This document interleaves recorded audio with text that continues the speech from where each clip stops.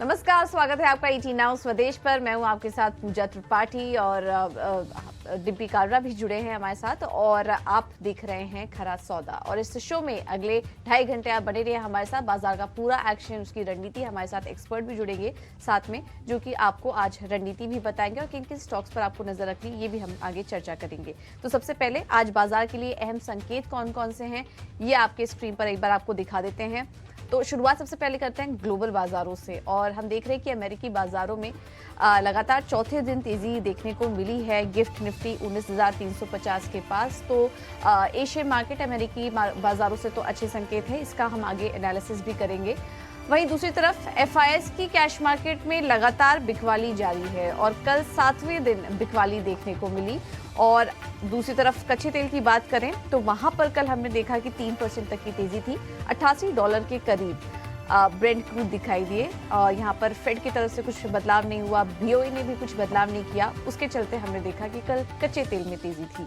अब आते हैं नतीजों पर और नतीजों का एक्शन बना हुआ है। मुनाफे में आ चुकी है Tata Motors. JLR EBIT guidance 6% से बढ़ाकर 8% की। इस पे काफी सारी ब्रोकरेज रिपोर्ट भी आई हैं, उसका भी हम एनालिसिस एक एक करके आपके सामने रखेंगे। और आज आने वाले नतीजों में टाइटन के नंबर आएंगे निफ्टी में और इसके अलावा इंटरग्लोब, एमआरएफ, एस्कॉर्ट्स और जोमेटो के भी नतीजे आज आएंगे जिन पर की हमारी नजर रहेगी। तो ये हैं आज बाजार के लिए अहम ट्रिगर्स, इस पर एक एक करके हम चर्चा करेंगे। लेकिन एक और बड़ी चीज हुई कल। डिम्पी, कल का मैच देखा आपने? बहुत ही शानदार था और मैं बोलूँगा लोगों का ज़्यादा टाइम नहीं लगा। जल्दी जल्दी सौदे पंच हुए, जल्दी जल्दी प्रॉफिट आया, जल्दी जल्दी आपने बुक किया।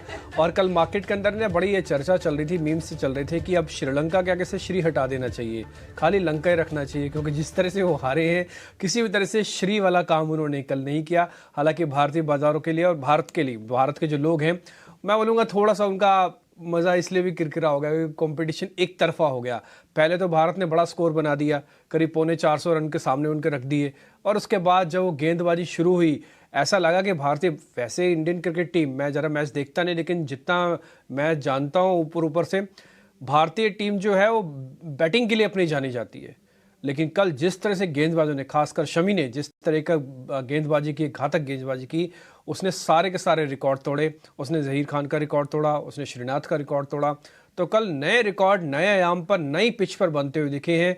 और ये उम्मीद करते हैं कि भारतीय बाजारों के लिए भी, अगर मैं इसको थोड़ा सा कनेक्ट करने की कोशिश करूं, तो हो सकता है बाजार भी इसी तरह से नई पिच पे आके अब बैटिंग करे और नई पिच पे आके बॉलिंग करे और बाजार एक नए तरीके से मार्केट में आपको जिताता हुआ वापस दिखे। लेकिन कल का मैच शानदार था और इसी शानदार मैच के साथ भारत ने अपनी सेमीफाइनल में जगह बना ली है।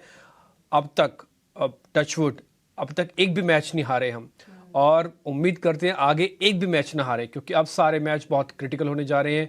वो सारी टीम छठी छठाई टीम आएंगी जिनके साथ हमारे पहले भी मुकाबले हो चुके हैं, इसलिए वापस हमको नए जोश नए जुनून के साथ उतरना होगा, ये हम उम्मीद भी करते हैं। और ये भारतीय क्रिकेट टीम अच्छे से समझती भी है और ये जानती भी होगी। बिल्कुल। तो भारत की हो चुकी है सेमीफाइनल में एंट्री, उसके लिए आपको और सभी देशवासियों को ढेर सारी शुभकामनाएं। और अब आगे सेमीफाइनल्स, फाइनल्स पर नजर हमारी बनी रहेगी। चलिए अब आगे बढ़ते हैं और अब लौटते हैं बाजार पर और सबसे पहले आपके सामने रखते हैं कि ग्लोबल मार्केट से संकेत कैसे मिल रहे हैं। उसके बाद हम समझेंगे कि आज भारतीय बाजारों में क्या अहम ट्रिगर्स इंपॉर्टेंट होंगे। तो कल अमेरिकी बाजारों में तो शानदार तेजी देखने को मिली और एक लंबे वक्त के बाद हमने देखा कि इस तरीके की तेजी थी। डाउ जोन्स में 500 अंकों से ज्यादा की तेजी कल देखने को मिली और जून के बाद हमने देखा कि इतनी बड़ी तेजी आई थी इस इंडेक्स में। और S&P 500 और नैस्डैक की भी बात करेंगे तो वहां पर भी बेहतरीन प्रदर्शन रहा है। नवंबर 2022 के बाद हमने देखा कि तीनों ही इंडाइसेस के लिए ये सबसे अच्छा हफ्ता रहा है। सभी इंडाइसेस में देखेंगे तो 4.5% से ज्यादा की तेजी लास्ट पूरे वीक हमने देखी है। इसकी वजह ये भी थी कि फेड का जो फैसला आया वो अनुमान के मुताबिक ही था, ज्यादा कुछ नेगेटिव सरप्राइज देखने को नहीं मिला। फेड का यही कहना था कि आगे वो डेटा को वॉच करते रहेंगे, तो एक्सपेक्टेड लाइंस पे था, जिसके चलते बॉन्ड यील्ड्स में नरमी आई। बॉन्ड यील्ड्स 5% तक पहुंच चुका था, लेकिन अब वो कम होकर अब 4.6% के पास आ चुका है और इसी से तेजी का ट्रिगर मिला अमेरिकी बाजारों के लिए। और कल हमने देखा कि वहां पर शानदार तेजी थी। हालांकि कुछ नतीजों का भी एक्शन रहा। कमजोर नतीजों के बाद जो आफ्टर आवर्स एक्शन होता है यूएस में, वहां पर हमने एप्पल में देखा कि 3% की गिरावट थी क्योंकि गाइडेंस कमजोर थे। तो नतीजों का एक्शन यहाँ पर बना हुआ है, उसका असर कुछ नैस्डैक में आज देखने को मिल सकता है। एक और आंकड़ा आया कल जिसने कि ट्रिगर का काम किया। जॉबलेस क्लेम के जो आंकड़े थे वहां पर बढ़त हुई, अनुमान से ज्यादा बढ़त देखने को मिली। तो ये तमाम फैक्टर्स थे जिसकी वजह से अमेरिकी बाजारों में कल तेजी थी। यूरोप के बाजारों से भी संकेत काफी अच्छे हैं। 1.5% से ज्यादा की मजबूती थी वहां पर, क्योंकि बीओई ने ब्याज दरों में कोई बदलाव नहीं किया और उनका भी फैसला एक्सपेक्टेड लाइंस पर ही था। आगे डेटा देखेंगे, उसके अनुसार डिसीजंस लेंगे। तो बॉन्ड यील्ड्स 4.6% पर, डॉलर इंडेक्स सपाट, सोने में भी सपाट कारोबार देखने को मिला। और क्योंकि कल कुछ बड़ा फैसला नहीं हुआ बीओई की तरफ से भी, फेड की तरफ से भी, तो उसने तेजी का काम किया। ब्रेंट में भी और कच्चे तेल में भी हमने देखा कि 3% की तेजी थी। हालांकि अभी भी 87-86 के डॉलर के पास बरकरार है, तो उससे भी ज्यादा कुछ घबराने वाली बात नहीं है। तो ये कुछ यहाँ पर फिगर्स निकल कर आ रहे हैं और इसके चलते हम देख रहे हैं कि एशियाई बाजारों से भी अच्छी यहाँ पर संकेत मिल रहे हैं और सभी के सभी इंडाइसेस इस वक्त हरे निशान में कारोबार कर रहे हैं। तो डिम्पी, अब ग्लोबल मार्केट से संकेत काफी अच्छे हैं। अब एफआईएस और डीआईएस के आंकड़े कैसे करें और आज के लिए अहम ट्रिगर्स क्या होंगे भारतीय बाजारों के लिए? ये बात आपने जो भी बात बता रही थी ना, मैं उसको अच्छे से नोट भी कर रहा था और लिख भी रहा था, समझ भी रहा था सारी चीज़ों को। देखिए 3-4 दिन से ना हमने आपके सामने ये सारी बातें रखी है कि आप सिर्फ ग्लोबल को थोड़ा ठीक कर देंगे, आपको और कुछ ठीक करने की ज़रूरत ही नहीं है। आप थोड़ा से एफआईएस के नंबर को बिकवाली से रोक दीजिए, आपको कुछ करने की ज़रूरत नहीं है। ये 2 ही मेजर फैक्टर थे जिसकी वजह से प्रॉब्लम्स आ रही थी। अभी आपने कहा कि ज़्यादातर macros, in fact dollar index, bond yields, crude, ये सब अभी रेंज में है। क्रूड के बारे में तो हमने आपको बड़े डंके की चोट पे सामने कहा था कि 94 से लेकर 98 तक क्रूड आएगा भी नहीं, और अगर आ भी गया तो डिस्काउंटेड क्रूड माना जाएगा। वहां तक तो पहुंचा ही नहीं, उससे नीचे ही चला गया अब तो। खैर, डॉलर इंडेक्स वगैरह अगर आप देख रहे थे, जैसे आप खुद बता रहे हैं, तो इसके अंदर कुछ खास बड़ा मेरे को इंटरेस्ट दिखा नहीं, और मेरे को लग रहा है कि ये कंसोलिडेशन का फेज होगा। बाद में चले टूटे तब की तब देखेंगे। फिलहाल कंसोलिडेशन है, इस कंसोलिडेशन का फायदा शॉर्ट कवरिंग के तौर पर मिलेगा। एक एक करके जो पॉइंट्स आपके स्क्रीन पर आ रहे हैं वो सारे बड़े काम किए, हमने सब अच्छे से रिसर्च करके निकाले हैं। पहला, इसमें एफआईएस का रोल बहुत इंपॉर्टेंट हो रहा है। एफआईएस बहुत ज़ोर से तो भारतीय बाज़ारों पर नहीं आ रहे हैं, लेकिन 1-1% से हर रोज़ कुछ ना कुछ वो बाय कर रहे हैं। ये एक अच्छा पॉइंट है। अब उनकी जो लॉन्ग होल्डिंग है वो करीब 15.5% हो गई, करीब 2.5% बढ़ी है 2 दिन में, तो इट्स अ गुड साइन। हालांकि 5%, 8% बढ़ जानी चाहिए थी, बट फिर भी कुछ तो बढ़े, और कुछ बढ़े का इम्पैक्ट आप देख पा रहे हैं कि कल आपने 19,000 के ऊपर क्लोजिंग की है। ये कुछ बढ़े का इम्पैक्ट आप देख पा रहे हैं कि 43,000 के ऊपर आपकी बैंक निफ्टी की क्लोजिंग हुई है। तो लेवल्स और उसके पीछे की जो फोर्स है वो दोनों का थोड़ा समीकरण एक साथ जुड़ता हुआ दिख रहा है। एक और पॉइंट, फेड की पॉलिसी के बाद ज़्यादातर ग्लोबल मार्केट्स ठीक हुए हैं, जिसमें से इंडियन मार्केट्स को भी आप काउंट कर सकते हैं। तो ये बात और तय होगी कि जब जब भी कोई बड़ा इवेंट होगा, इवेंट से पहले और इवेंट के बाद का रिएक्शन मार्केट जरूर देगा, वो अभी भी देगा। ये बात आपको बिल्कुल क्लियर करनी चाहिए। काफी सारे लोगों को ऐसा लगता है कि हम डीकपल हो गए। ऐसा अभी कोई डीकपलिंग नहीं हुई है। आपके फेड ने थोड़ी फैसला सुनाया, आपके सेंट्रल बैंकर्स ने थोड़ी फैसला सुनाया, ये तो यूएस ने सुनाया।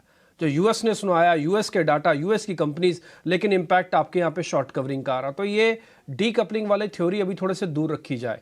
तीसरा पॉइंट है, तिमाही आधार पर अभी तक जितने भी नंबर्स आए हैं, मार्केट की हेल्प करे ना करे, उन्होंने अपनी निजी हेल्प जरूर की है अपने आप को सुधारने की। एक और पॉइंट, उन्होंने नेगेटिव नहीं किया मार्केट के लिए, बाजार पे दबाव नहीं बनाया। तो जो अर्निंग्स आ रही है ना, उस अर्निंग्स का लबलबाब मेरे से पूछेंगे कि वन लाइनर बताइए इस पूरी अर्निंग्स का, तो मैं बोलूंगा बाजार की वो दुश्मन भी नहीं है, दोस्त भी नहीं साबित हुए। दोस्त इसलिए नहीं क्योंकि तुम्हें इतनी हिम्मत नहीं थी कि बाजार को ड्रैग करके ले जाए, और दुश्मन इसलिए नहीं क्योंकि उन्होंने नीचे ले जाने में कोई हेल्प नहीं की बाजार की। तो उन्होंने अपना ही निजी रोल सिर्फ प्ले करके छोड़ दिया। एक और पॉइंट, फेस्टिवल सीजन चल रहा है भारत के अंदर, दिवाली आने वाली है, 10-12 दिन बाद दिवाली आएगी। तो यहाँ पे मेरे को लग रहा है कि लिक्विडिटी और दिवाली और कंजम्पशन से जुड़ी हुई कंपनीज पे आपको थोड़ा और ध्यान देना चाहिए। यहाँ पर आप सिलेक्टिव हो के बाइंग करेंगे तो आपको बड़ा मजा आएगा, आपको अच्छे से ट्रेड मिलेगा। दूसरा, दिग्गज शेयरों में अभी शॉर्ट कवरिंग थोड़ी बाकी है। ये दिग्गज शेयर कौन से हैं? ये रिलायंस है, ये एचडीएफसी है, ये बैंकिंग का एसबीआई है, ये कुछ और बड़े नाम इन्फोसिस, टीसीएस है। इनकी ना लीडरशिप अभी थोड़ी नहीं आ रही है, इनकी लीडरशिप दमदार तरीके से आनी चाहिए, फिर आपको देखते हैं शॉर्ट कवरिंग किसे कहा जाता है। और मेरी ये गट फीलिंग है और मेरे डाटा के एनालिसिस पे भी बता सकता हूं मैं, मेरे को ऐसा लग रहा है कि नवंबर का मंथ थोड़ा शॉर्ट कवरिंग के नाम पर रहेगा। ये पूरी तरह से बहुत तेज तो नहीं होगा, बट हल्का हल्का शॉर्ट कवरिंग आपको गाये बगाए आती रहेगी। जिन्होंने शॉर्ट कर रखा है ना निफ्टी और बैंक निफ्टी, उनको एक राउंड के प्रॉफिट जरूर बुक करने चाहिए। हमने कल भी कही थी बात, और अगर आपने कल बात नहीं मानी तो आज 150 पॉइंट का आपको और नुकसान होगा, क्योंकि आज मार्केट इतना हो सकता है गैप वापस से दिखा दे। एक और चीज है, वॉल्यूम में काम करते समय आपको ना अपना वॉल्यूम कम रखना है। अब आप ये ना सोचें कि बाजार पूरी तरह से ठीक हो गया, बाजार को ठीक होने के लिए कुछ और लेवल्स दिखाने होंगे। वो लेवल्स 19, 200, 300, 400 तक के हैं, जब तक इसके ऊपर नहीं आएंगे ठीक नहीं होंगे आप। तो इसलिए हल्के हाथ से कम वॉल्यूम के साथ काम करेंगे तो ज़्यादा मज़ा आएगा, फिर आपसे मैनेज भी होगा और आप अपॉर्चुनिटी का फ़ायदा भी उठाएंगे। नहीं तो दोनों चीज़ें आपके हाथ से निकल जाएंगी। तो कृपा करके मेरी हाथ जोड़ के रिक्वेस्ट है, कम वॉल्यूम के साथ काम कीजिए। बाजार कहीं नहीं भागा जा रहा है, ठीक होगा। आपको 1000 पॉइंट मिलेंगे, ज़रूर मिलेंगे, लेकिन इस तरह से एक्सपेरिमेंट करोगे तो बिल्कुल नहीं मिलेंगे।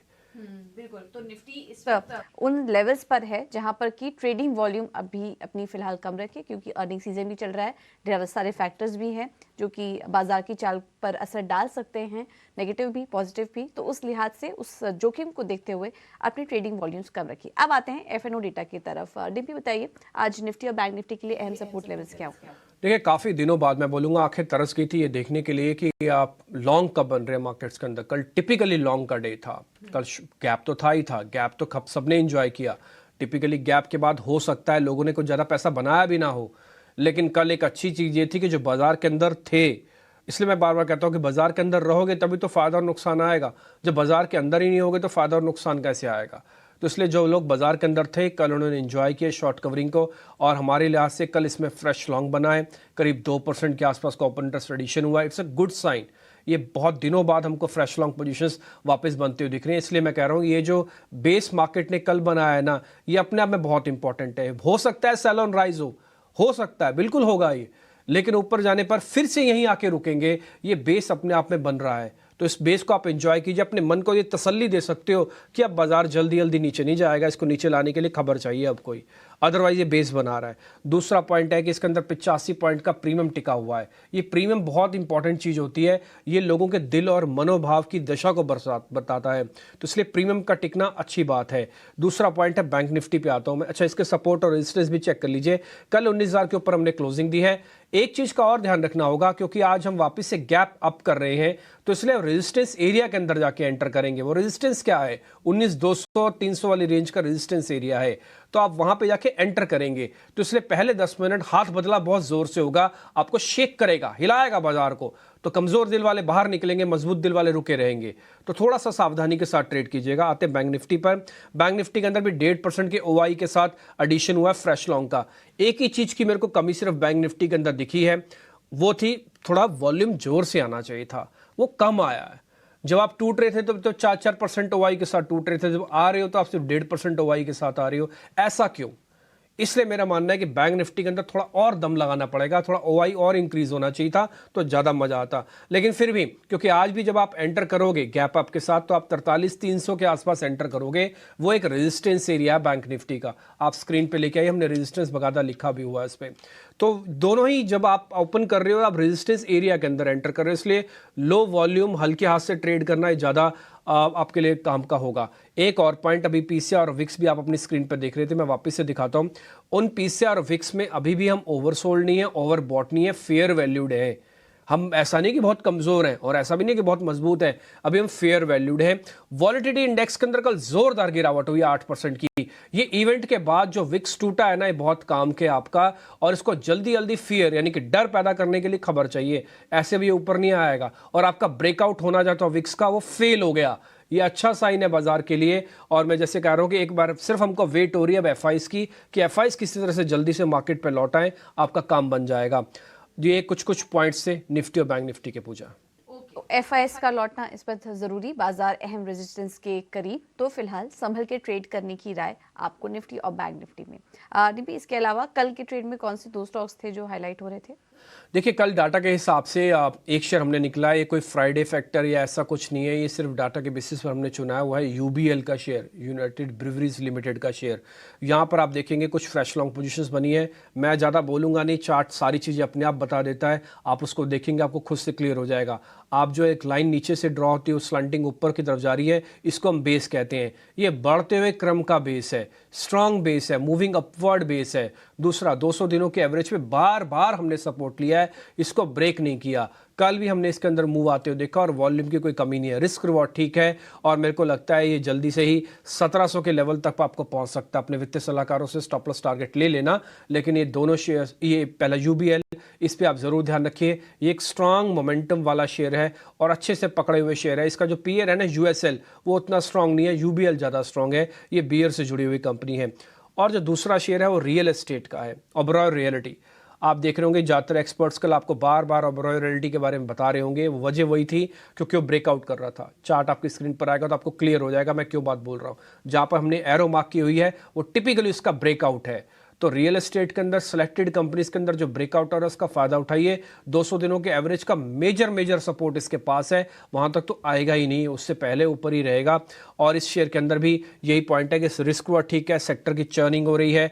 मेरे को लगता है 1300 तक ये जल्दी पहुंच जाएगा। इसलिए अपने वित्तीय सलाहकारों से पूछ के इस सीरीज के हिसाब से आप 1300 का टारगेट रख के इस पे शेयर पे भी ध्यान रख सकते हैं। ओबरॉय रियलिटी और यूबीएल आज हमारी तरफ से अब ये दो शेयर है। मैं जुड़ रहे हैं। पूजा, एक बार जरा उनका परिचय करवा दीजिए। बिल्कुल। तो अब हमारे साथ पैनल पर एक्सपर्ट्स भी मौजूद हैं। आदित्य अरोड़ा जुड़ चुके हैं हमारे साथ, अक्षय पी भागवत जी मौजूद है और सुमित मूलचंदानी भी हमारे साथ मौजूद है। आप सभी का बहुत बहुत धन्यवाद आज हमें समय देने के लिए। गुड मॉर्निंग आदित्य, सबसे पहले आपके पास आएंगे। बाजार पर अपनी राय दीजिए। अब अभी हम डिस्कस भी कर रहे थे कि अपने अहम रेजिस्टेंस के पास अब कारोबार कर रहा है मार्केट, तो यहाँ से अगर किसी को ट्रेड करना हो तो किस तरीके से ट्रेड लें या फिर अवॉइड करें अभी फिलहाल इंडेक्स में किसी भी तरह की रणनीति बनाना? Very good morning Puja and very good morning everyone.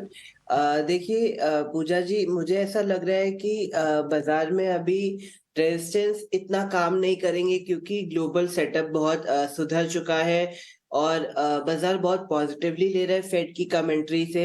और यहाँ भी आप टेक्निकल सेटअप देखें तो अच्छी शॉर्ट कवरिंग रैली अब हमको देखने को मिल रही है।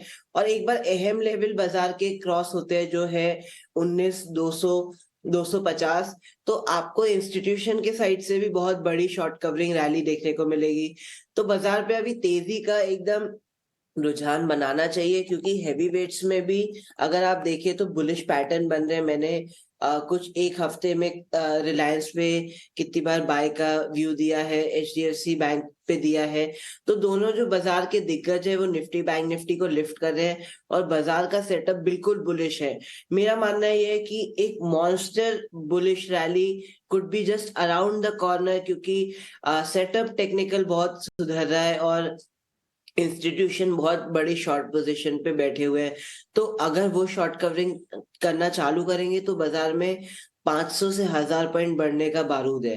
तो technical setup is bullish and one should buy the market on dips and even on the rallies. So the trend is uptrend. ठीक है, अब आप मोटा मोटी वही बात आदित्य बता रहे हैं जो अभी हमने आपके सामने रखी है और थोड़ा और अच्छे से रिफाइन करके अपना वैल्यू एडिशन भी उन्होंने दिया। अक्षय पी भागवत और सुमित मूलचंदानी भी हमारे साथ हैं, उनसे हम सीधा ट्रेड लेना शुरू करते हैं ताकि आपके पास अच्छे से सौदे मिल जाएं। सुमित जी बहुत शुक्रिया, thank you very much. Match देखा कल आपने? सर बिल्कुल पूरा एंजॉय किया। अरे वाह, बहुत ही बढ़िया। तो कैसा लगा आपका? आप कैसे करते हो इंडिया की रेटिंग? सर रेटिंग वाली कोई चीज ही नहीं है। 7 आउट ऑफ 7 का पूरा उनका इस बार का परफॉर्मेंस है। आप बॉलर्स का परफॉर्मेंस देखिए, जो कल जो हमारी 3 तिकड़ी है उन्होंने तो सबको हिला के रख दिया है। So they are the main contenders of finalist also and we hope for the final to win. और मेरे तो घर के बाजू में ही है, already we are waiting for that. चलिए बहुत बढ़िया। तो आप तो फीलिंग के साथ मैच देखेंगे अगला। दूसरा, अच्छा सुमित जी फिर आपने जरा शेयर्स बताइए मेरे को। जी बिल्कुल। देखिए यहाँ पे 2 कॉल्स रहेगी, दोनों डिलीवरी बेस के बाइंग कॉल्स हैं और दोनों में एक अच्छी डिलीवरी बेस बाइंग मुझे दिख रही है। तो जो पहला कॉल रहेगा, आपने अभी रियलिटी सेक्टर का बात किया, उसी में ही मैं लोधा में देख रहा हूँ। तो लोधा में आप देखिए कल एक न्यू हाई की तरफ अप्रोच हुआ है। जो पिछला इनका रेजिस्टेंस था स्टॉक ने क्रॉस किया, 820 के ऊपर क्लोजिंग देके 850 तक कल का क्लोजिंग आया हुआ है। तो यूटिलाइज ऑल द डिप्स और मेरा नजरिया जो है वो 3 से 6 महीने का रहेगा। स्टॉक ने अपने 50 डे मूविंग एवरेज को एक सपोर्ट बना के बाउंस भी दिया है। तो लग रहा है कि यहाँ पे मोमेंटम और कंटिन्यूएशन हो सकता है आफ्टर द कंसोलिडेशन। तो टारगेट आप मेंटेन कीजिए 1025 एंड 1180। स्टॉप लॉस मेंटेन कीजिए 725 का। दूसरा स्टॉक रहेगा असाई सोंगोन। असाई सोंगोन देखिए काफी टाइम से एक कंसोलिडेशन में था। स्टॉक ने अपना एक स्ट्रॉन्ग बेस बनाया था 225 का और अपने स्टॉक एक रेजिस्टेंस को कल क्रॉस करके सस्टेन किया है। 260 का एक रेजिस्टेंस था, कल के सेशन में काफी अच्छा क्लोजिंग मिला है 270 के करीबन, तो यहाँ पे मेरी बाइंग अपॉर्चुनिटी रहेगी। डिप्स तक आप यूटिलाइज कीजिए, 234 का स्टॉप लॉस मेंटेन कीजिए, टारगेट रहेगा 340 एंड 388। असाही सोंगवॉन यहाँ पर कल 7% तक की तेजी थी, अभी भी आप तेजी करके चल सकते हैं 340 388 के लेवल्स के लिए, और लोधा में 1180 के लेवल सुझा रहे हैं सुमित। अक्षय, आपसे भी जानना चाहेंगे, आप कहाँ पर ट्रेड के मौके देख रहे हैं? जी, दर्शकों को नमस्कार। तो यहाँ पे एक ब्रेकआउट स्तर पे है निफ्टी, पॉजिटिव ओपनिंग दिख रहा है। तो मेरे भी जो दो ट्रेड्स है बाय की तरफ है। पहला ट्रेड है ऑटो क्षेत्र से मारुति अगर आप चार्ट स्ट्रक्चर देखें तो एक रेंज में है, गए कुछ शॉर्ट टर्म में, रिजल्ट के बाद भी थोड़ा ठंडा पड़ा है स्टॉक पर। ब्रॉडर टेक्निकल सेटअप कुछ खराब नहीं दिख रहा है। वापस सपोर्ट बेसिस स्ट्रॉन्ग उछाल होने की हम मानते हैं, तो हम बाय करने की राय देंगे मारुति। करंट रेट पे आप बाय कीजिए ओपनिंग में। टारगेट बनाइए मारुति का 10450, इसमें आप एक्सटेंडेड टारगेट 10490 तक भी रख सकते हैं। स्टॉप लॉस रहेगा 10,200 का। और जो दूसरा ट्रेड मैं रिकमेंड करूंगा वो फार्मा क्षेत्र से लुपिन है। लुपिन के नतीजे शायद 8 नवंबर को है, इसके चलते पहले ही एक स्ट्रॉन्ग मोमेंटम पिकअप करा है कल स्टॉक ने। डेरिवेटिव्स में स्ट्रॉन्ग लॉन्ग एडिशंस देखे हैं, टेक्निकल चार्ट्स बहुत स्ट्रॉन्ग दिख रहे हैं, तो यहाँ पे आप मैं लुपिन बाय करने की राय दूंगा। करंट रेट ओपनिंग पे बाय कीजिए, टारगेट बनाइए 1210 से और स्टॉप लॉस बनाइए 1142 का। ठीक है, तो एक ल्यूपिन अच्छा शेयर आपने दिया है, कल ये स्ट्रॉन्ग मोमेंटम में था, क्लोजिंग काफ़ी शानदार थी, आज आप इसको बता रहे हैं ओपनिंग में भी इसका फ़ायदा उठाइए। 1210 का टारगेट है। और मारुति तो खैर सदाबहार है, जब से 10,000 के ऊपर गया है ना, नीचे आने पर उतनी स्ट्रॉन्ग मोमेंटम से ऊपर आता है। ये 10,000 से नीचे वाला मारुति अलग है, 10,000 के ऊपर वाला मारुति अलग है। ये अब जल्दी रिएक्ट करता है, पहले वाला मारुति जल्दी रिएक्ट नहीं करता था। ये मेरी अपनी ऑब्जर्वेशन है। आप 10,450 तक के टारगेट रख के वापस इसमें खरीदारी करें। 10,200 का एक स्टॉप लॉस है। रिस्क रॉड काफ़ी अच्छा दिया अक्षय ने आपको। सुमित के ट्रेड हो गए, अक्षय के ट्रेड हो गए। आदित्य, अब आपके सौदे।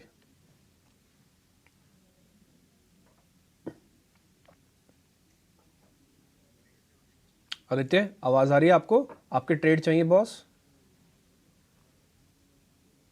हेलो। ओ ठीक हेलो। है, आगे बात हो गई। आदित्य यस बताइए, यस। सौदे बताइए सर।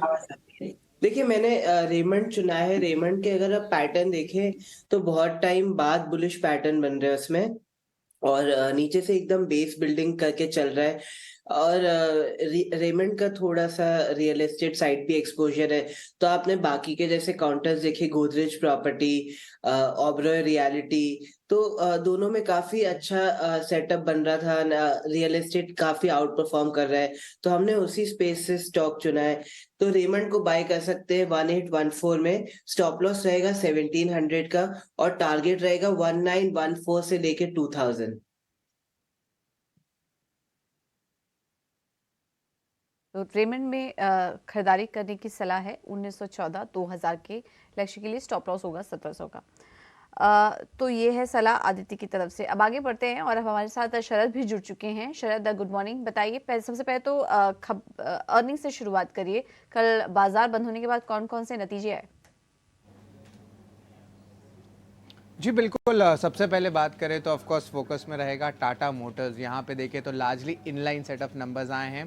पहले बता देता हूँ कि रेवेन्यू और एबिडा ये दोनों इनलाइन है। हालांकि पैट में जो है थोड़ी सी एस्टिमेट से कम आए नंबर, लेकिन कंपनी जो है मुनाफे में है। लेकिन जो सबसे इम्पॉर्टेंट बात है JLR सेगमेंट, यहाँ पे जो उनकी एबिट मार्जिन्स की जो गाइडेंस थी वित्त साल 2024 के लिए, पहले 6% थी, अब उसको बढ़ा के 8% कर दिए। तो बाजार में ये जो इम्पोर्टेंट पॉइंट है, इसको लेके बहुत पॉजिटिव रिएक्शन स्टॉक में देखने मिल सकते हैं। ऑफ कोर्स जो उनकी कमेंट्री आई है फ्री कैश फ्लोज में आगे जाते हुए, वो भी बहुत स्ट्रेंथ दिखा रही है। एंड ऑफ कोर्स उनकी जो डेट लेवल्स है उसमें भी गिरावट देखने मिली है। दूसरा स्टॉक रहेगा JK लक्ष्मी सीमेंट। यहाँ पे बहुत स्ट्रॉन्ग नंबर्स देखने मिले हैं, और मार्जिन्स में भी बहुत एक अच्छी इंप्रूवमेंट आई है। मैनेजमेंट की जो आउटलुक है आगे जाते हुए अगले साल के लिए, उसमें भी स्ट्रेंथ दिख रही है। रत्नमणि मेटल्स की बात करें तो स्मॉल कैप स्पेस की कंपनी है, लेकिन एक स्टैंड आउट अर्निंग्स देखने मिल रही है। मार्जिन 550 बेसिस पॉइंट से ज़्यादा बढ़ी है ईयर ऑन ईयर बेसिस पे, और ऑर्डर्स की जो आउटलुक है उसमें भी स्ट्रेंथ है। सुजलॉन एनर्जी की बात करें तो स्टॉक में एक अच्छी रनअप आई है। ओवरऑल रेवेन्यूज़ तो सपाट रहे हैं, इनलाइन रहे हैं, लेकिन अगर बात करें पैट, एबिडा, मार्जिन्स, इन तीनों पैरामीटर्स में जो है कंपनी ने स्ट्रेंथ दिखाया है, और पॉजिटिव रिएक्शन स्टॉक में आज देखने मिल सकता है। नॉसिल की बात करें तो largely weak set of numbers आए हैं, और जो केमिकल प्ले वाले स्टॉक्स हैं जैसे कि शीला फोम, केम्प्लास, सानमार, इनमें भी प्रेशर देखने मिला है। लेकिन रेलिगर एंटरप्राइजेस के बारे में मैं बात करूंगा, जहां पे एक टर्न अराउंड देखने मिला है। कंपनी जो है आप कह सकते हैं कि रेवेन्यू में जो है लगभग 36% का ग्रोथ देखने मिला है, लेकिन कंपनी जो है घाटे से मुनाफे में आई है। तो इस स्टॉक को भी ज़रूर इस टर्न अराउंड थीम बेसिस पे ज़रूर ट्रैक करिएगा। एंड ऑफकोर्स शीला फोम में जो है मैनेजमेंट चेंज का भी अनाउंसमेंट आया है, जहाँ पे सक्सेशन हो रहा है बेसिकली। हालांकि देखा जाए तो नंबर्स वीक आए हैं, और केम्प्लास सानमार में भी देखें तो मार्जिन में बड़ी दबाव पड़ी है, लगभग आप कह सकते हैं 4% से ज़्यादा गिर गई है मार्जिन। ठीक है शरद, मैं आपसे कुछ खबरों वाले शेयर्स भी जानूंगा, लेकिन उससे पहले आप मेरे को जरा ये बताइए, आप रात को सोते कितने बजे हैं? मैं जनरली रात को सो जाता हूँ 10:30-11 बजे। एक्चुअली जल्दी सुबह उठने का प्रैक्टिस है। सारे न्यूज़ आते हैं, न्यूज़ फ्लोज आते हैं, सबको हम कंपाइल करते हैं, और सबसे बेस्ट न्यूज़ जो होती है आपको, जिससे आपको सबसे ज़्यादा कमाई के मौके मिले, वो हम लाते हैं आपके लिए 18 हाउस स्वदेश पे। लेकिन डिम्पी, इंपॉर्टेंट बात बता दूँ कि आज जो है ऑफकोर्स प्राइमरी मार्केट्स में भी बहुत एक्शन आया है। एंड ईसैफ स्मॉल फाइनेंस बैंक की आज IPO खुलने वाली है। जो मामा अर्थ है उनकी सब्सक्रिप्शन अब कंप्लीट हो चुकी है, और आप कह सकते हैं 7.6 टाइम्स उनका सब्सक्रिप्शन हुआ है, और रिटेल में 1.25 टाइम्स आए हैं। खबरों वाले शेयर्स की बात करें तो कॉन कॉल बहुत इंपॉर्टेंट होती है, क्योंकि कॉन कॉल में जो गाइडेंस या टोन होता है मैनेजमेंट का, उससे ज़्यादा स्टॉक रिएक्ट करते हैं। और यहाँ पे देखें तो गोदरेज प्रॉपर्टीज़ ने कहा है कि जो FY24 का गाइडेंस ऑलरेडी दिया था, उसको वो सरपास कर सकते हैं गाइडेंस का। ये 14,000 करोड़ का प्री सेल्स का आंकड़ा था, यानी कि जो प्री सेल्स के आंकड़े हैं 14,000 करोड़ के ऊपर जा सकते हैं इस साल। सफ़ायर में बात करें तो उनकी जो फ्रेंचाइजी KFC के लिए भी होती है, पिज़्ज़ा हट के लिए भी होती है। KFC के लिए वो बोल रहे हैं कि रेस्टोरेंट की ऑपरेटिंग मार्जिन जो है 20% के आसपास है, और वो डबल करने वाले अपने करंट स्टोर काउंट अगले 3 साल में। और पिज़्ज़ा हट में जो है अपने स्टोर काउंट को डबल करेंगे अगले 4 साल में, ना कि 3 साल में। तो ये इंपॉर्टेंट कमेंट्री आया है दोनों कंपनी से। सिरमा SGS की बात करें तो यहाँ पे कॉन कॉल में वो कह रहे हैं कि जो रेवेन्यू की ग्रोथ गाइडेंस है लगभग 35% CAGR की देखने मिल सकती है। लेकिन डिम्पी, जो आप लोग जो हमारे जो एंकर्स है NCR रीजन में, उनके लिए एक इम्पॉर्टेंट अपडेट भी आया है कि सेंटर ने ऑर्डर कर दिया है कि non essential construction work Delhi NCR में नहीं होगा। तो इसके कारण ऑफकोर्स आप देख सकते हैं Anantraj, DLF, Godrej properties, NBCC, max ventures, ये सारे स्टॉक जहाँ पे इनकी कंस्ट्रक्शन NCR रीजन में ज़्यादा है, वहाँ पे इम्पैक्ट ज़रूर पड़ सकती है, और एक नेगेटिव सेंटिमेंट डेवलप हो सकता है। यही बात करें मिंडा कॉप की तो कोटक म्यूचुअल फंड ने 14 लाख शेयर्स की बाइंग की है, रफली 0.6% स्टेक आता है। लैंडमार्क कार भी इंपॉर्टेंट रहने वाला आज।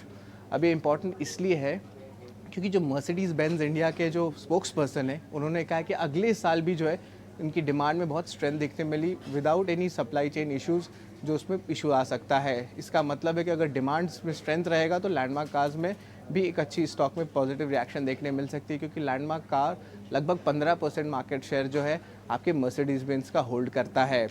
KPI ग्रीन एनर्जी को बड़ी order wind solar hybrid project से मिली है, और उत्तराखंड गवर्नमेंट के साथ भी इंपॉर्टेंट करार साइन किया गया है। और आखिर में बात करें तो 2 स्टॉक्स फोकस में रहेंगे, अनुपम रसायन और आइनॉक्स विंड, क्योंकि दोनों ही कंपनी फंड जुटाने के लिए जो है मीटिंग करने वाले हैं आपके November 7 को। तो ये सारे स्टॉक स्पेसिफिक्स जो है, इन स्टॉक्स को ज़रूर फोकस में रखिएगा। एंड ऑफकोर्स जो NCR रीजन में कंस्ट्रक्शन एक्टिविटीज़ कम हो सकती हैं, जो नॉन एसेंशियल हैं, specially because of air pollution, उसमें भी जो है इंपॉर्टेंट डेवलपमेंट्स आज देखने मिल सकते हैं। शरद, बहुत शुक्रिया इस सारी जानकारी देने के लिए। मैंने आपसे इसलिए पूछा था कि आप कितने घंटे सोते हैं, वो इसलिए क्योंकि आपकी रिसर्च और आपका डेडिकेशन देख के कई बार हमको सबको वो होता है कि देखिए कितने हम भी शरद की तरह रहें। सुमित जी, आप कितने बजे सोते हो और कितने बजे उठते हो, ज़रा बताना तो। शेड्यूल थोड़े से लेट है सर, 12 से 1 बजे का, और मॉर्निंग अराउंड 6 to 6:30। हाँ तो चलो ठीक है, आप भी मेहनत कर रहे हो। अब मैं तो जल्दी सो जाता हूँ, मैं तो 9:30 बजे से 10 बजे सो जाता हूँ। और मैंने कई बार रात को मैसेज देखा है कि शरद रात को 11 बजे भी हमारे ग्रुप में व्हाट्सअप पे मैसेज डाल रहे होते हैं कि ये खबर है, ये इंपॉर्टेंस है, ये इंपॉर्टेंस है। अभी आप 4:30-5 मिनट से शरद को सुन रहे होंगे, लेकिन इस 5 मिनट की न्यूज़ निकालने की जो प्रोसेस है वो 4-5 घंटे की है। सुबह 5 बजे शरद ऑफिस आ जाते हैं और आपको 7:30-8 बजे आपको ये पूरी समरी करके बताते हैं। तो इसलिए शरद बहुत शुक्रिया, थैंक यू वेरी मच। आज आप बहुत मेहनत करके ये सब चीज़ें लेके आते, मेरे को मौका नहीं मिलता था बोलने का, आज मिला तो मैंने आपके बारे में ज़रूर बताया। बहुत शुक्रिया, थैंक यू वेरी मच। आप इसी तरह से लगन से मेहनत करते रहे और हम सबको गाइड करते रहे। बहुत बढ़िया, बहुत शुक्रिया, थैंक यू। आगे बढ़ते हैं। हमने खबरों वाले शेयर्स पता कर लिए, हमने अर्निंग्स वाले शेयर्स पता कर लिए, अब जरा ब्रोकिंग हाउसेज वाले शेयर्स भी पता कर लेते हैं और अंश मेरे साथ जुड़ रहे हैं वो बताने के लिए। अंश, जरा आप वो बता दीजिए, फिर हम चर्चा को शुरू करेंगे आगे। और जी बिल्कुल, सबसे पहले शुरुआत करते हैं गोदरेज प्रॉपर्टी से। सीएलएसए ने कंपनी पर ब्रोकरेज रिपोर्ट निकाली है और इस रिपोर्ट के मुताबिक सेल रेटिंग को मेंटेन किया गया है। हालांकि टारगेट प्राइस को 1480 से बढ़ाकर 1520 कर दिया गया है। उनका मानना है कि रिकॉर्ड प्री सेल्स हुए हैं, लेकिन कैश फ्लो में कमी है। ऑपरेटिंग कैश फ्लो मार्जिन भी कम आया है। सीएलएसए मानते हैं कि रिच वैल्यूएशन, बढ़ने वाले कर्ज और गोदरेज समिट प्रोजेक्ट के ऊपर भारी बोझ होने की वजह से सेल रेटिंग दी गई है। सीएलएसए ने टाटा मोटर्स पर भी ब्रोकरेज रिपोर्ट निकाली है और उन्होंने बाय रेटिंग को मेंटेन किया है 803 रुपए के टारगेट प्राइस के हिसाब से। जीएलआर मार्जिन पर सुधार करने की गाइडेंस बढ़ाई गई है। बाय रेटिंग का मेन रीजन है कि इंक्रीज इन प्रोडक्शन लेवल जो हो रहा है जीएलआर में, वो फर्स्ट हाफ में देखा गया है। मार्केट शेयर बढ़ते हुए दिख रहे हैं और double digit margin domestic private vehicle business में दिख रहा है। सिटी ने टाटा स्टील पर ब्रोकरेज रिपोर्ट निकाली है और यहाँ पे हमें बाय रेटिंग से डाउनग्रेड होकर सेल रेटिंग दिख रहा है। टारगेट प्राइस भी 140 से गिराकर 100 रुपीज़ कर दिया है। यहाँ पे चिंता वाली बात domestic steel prices, Europe spread और लेवरेज पर है। एप्टेस पर भी एक रिपोर्ट निकाली है और ये रिपोर्ट मॉर्गन स्टैनली ने रखी है। ओवरवेट रेटिंग को मेंटेन किया गया है 350 रुपीज़ टारगेट प्राइस के हिसाब से।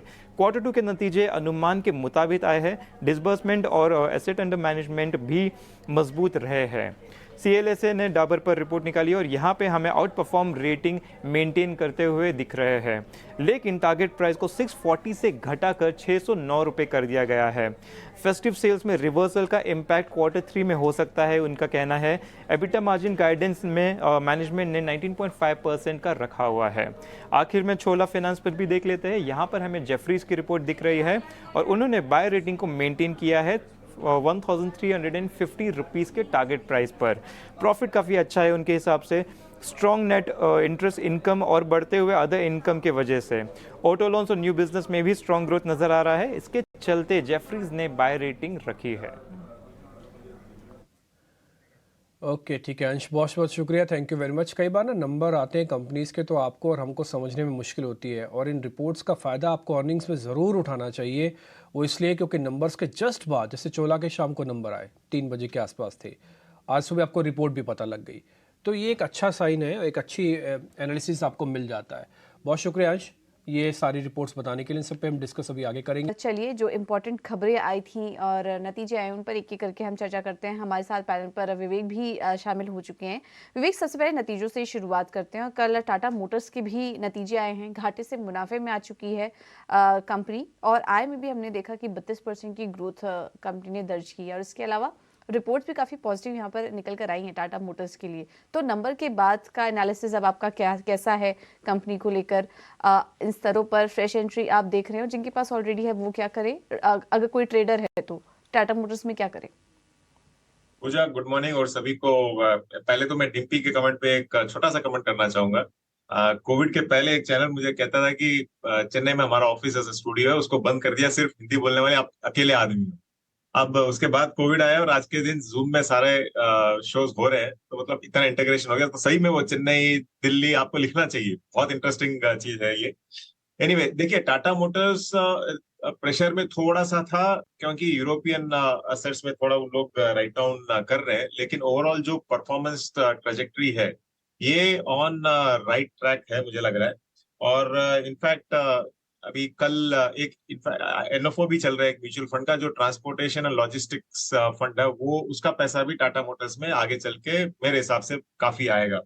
तो स्टॉक स्ट्रांग है और उस ट्रैक पे है जहां पे वो लोग अपना कर्जा पूरा जीरो करके और एक मतलब एकदम रेड टू व्हाइट में आ जाए, मतलब इन द सेंस ब्लैक में आ जाए और डेट फ्री हो जाए कंपनी। तो जैसे जैसे उस साइड में ये कंपनी प्रोग्रेस करेगी, मेरे हिसाब से ये स्टॉक काफी अच्छा करेगा। तो अगले 2-3 साल में मुझे लग रहा है कि 1000 रुपए का स्टॉक होना चाहिए और सब कुछ बराबर जा रहा है। ठीक है, यूरोपियन इश्यूज थोड़े बहुत है, लेकिन वो सब आई थिंक हिस्ट्री हो जाएंगे थोड़े दिन में। तो बाई रेटिंग रहेगी for longer term. Short term में न्यूज फैक्टरी हो चुकी है, तो कोई जरूरी नहीं है बहुत बड़ा रैली आए यहाँ से, लेकिन हाँ, लॉन्गर टर्म के लिए मैं काफी पॉजिटिव ओके, तो लॉन्गर टर्म के लिए टाटा मोटर्स पर बेहतरीन स्टॉक है।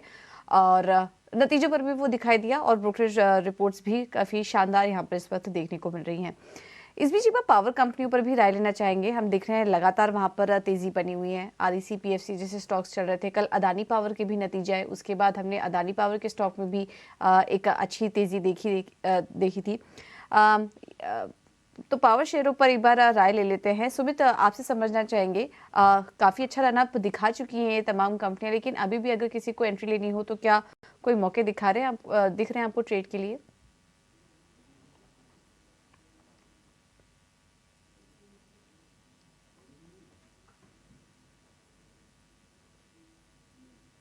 चलिए, सुमित से संपर्क नहीं हो पा रहा है हमारा। आदित्य, आप सलाह दीजिए पावर शेयरों पर। देखिए पूजा जी, मुझे लगता है कि पावर सेक्टर एक प्रॉपर बुल मार्केट में आ चुका है और जितनी भी डिप आती है उसमें आपको बायर्स मिल जाते हैं और वापस स्टॉक एक नया अप ट्रेंड चालू करता है। तो बिल्कुल अप ट्रेंड इंटैक्ट है और जैसे पीएफसी है उससे कल ब्रेकआउट दिया तो इसको भी बाय किया जा सकता है। 257.65 में स्टॉप लॉस लगाएंगे 244 का और टारगेट रहेगा इसमें 270 से 280 का। सिमिलरली आरईसी और अदानी पावर में भी अप ट्रेंड इंटैक्ट है तो फिर तेजी की ही सलाह रहेगी। कुछ कुछ और नंबर्स भी हैं जो इंटरेस्टिंग है, जैसे जेके लक्ष्मी सीमेंट है। आप एक बार इसको ज़रा स्क्रीन पे लेके आइए, इसके नंबर्स। और अक्षय, ज़रा आप इसको ज़रा चेक कीजिएगा। मैं पैट बता देता हूँ। मुनाफा इनका 50% से ज़्यादा बढ़ा, कामकाजी मुनाफा 26% बढ़ा, मार्जिन्स करीब करीब 1.5% बढ़े और आय करीब 15% बढ़ी है। नंबर्स फ्रंट पे तो ठीक दिख रहे हैं और आगे जो उन्होंने आउटलुक दिया वो भी कह रहे हैं पॉजिटिव रहेंगे। कुल मिला के मैनेजमेंट और नंबर्स दोनों साउंड गुड कर रहे हैं। एक बार जरा बताइए, चार्ट भी साउंड गुड कर रहा है क्या? ठीक चलेगा क्या जेके लक्ष्मी? जी डिम्पी जी, अगर चार्ट पैटर्न देखे आप जेके लक्ष्मी सीमेंट का, तो एक रेंज में सीमित रहने की संकेत दे रहा है। 700 अपर एंड ऑफ द बैंड है और 650 lower end of the band है। काफी टाइम से रेंज में सीमित रहा है। शायद रिजल्ट के बाद एक अपसाइड हल्का सा आपको जर्क दिखने में मिल सकता है 690 के आसपास, पर मुझे 700 के ऊपर ही कंफर्ट मिलेगा जेके लक्ष्मी को बाय करने में। फिलहाल इसको वेट एंड वॉच में रखिए। तो टेक्निकल पे कुछ ऐसा ज्यादा बहुत ही एग्रेसिव बुलिश संकेत फिलहाल नहीं बन रहे जेके लक्ष्मी सीमेंट। ठीक है आदित्य, एक शेयर आपको और चेक करना है। कल आपने, मेरे को ध्यान है, कल आपने ऑप्शंस के ट्रेड के अंदर हमको डेल्टा कॉप दिया था। ऐसा ही ना एक शेयर कॉर्पोरेट गवर्नेंस तो नहीं मैं बोलूँगा, थोड़ा पॉलिसी फ्रेमवर्क से पिटा हुआ शेयर था। उसके कल नंबर आए, वो था IEX। एक बार जरा IEX के नंबर आप अपनी स्क्रीन पर दिखा सकते हैं तो दिखाइए। इसका मुनाफा करीब 22%, रेवेन्यू करीब 15% बढ़ा है, कामकाजी मुनाफा 16% बढ़ा है, मार्जिन इसके भी करीब 1.5% के आसपास सुधरे हैं। ये पॉलिसी से टूटा हुआ शेयर था, अब नंबर आ गए तो ट्रिगर भी बन जाता है कई बार चलने का। जरा IEX को चेक करना। मैं पोजिशनल थोड़ा रखूंगा इस शेयर को, मेरे को 2-4 दिन का ट्रेड नहीं लेना, मैं रख सकता हूँ इस शेयर को, IEX को। डिम्पी जी, आपने एकदम सेम कैटेगरी के स्टॉक पकड़े जो बहुत ही ज्यादा बीटन डाउन है बाजार में और अभी फ्रेश नेगेटिव ट्रिगर नहीं आ रहे बल्कि न्यूट्रल टू पॉजिटिव ट्रिगर आ रहे हैं। तो जैसा कि आपने बताया कि नतीजे भी बाहर आ चुके हैं और ज्यादा नेगेटिव नहीं है, तो IEX को भी बाय किया जा सकता है। अभी 126.65 चल रहा है, इस भाव पे बाय किया जा सकता है। स्टॉप लॉस रहेगा 119 का और टारगेट रहेगा इसमें 135 से लेके 150 का। ठीक है, तो ये है सलाह IEX पर।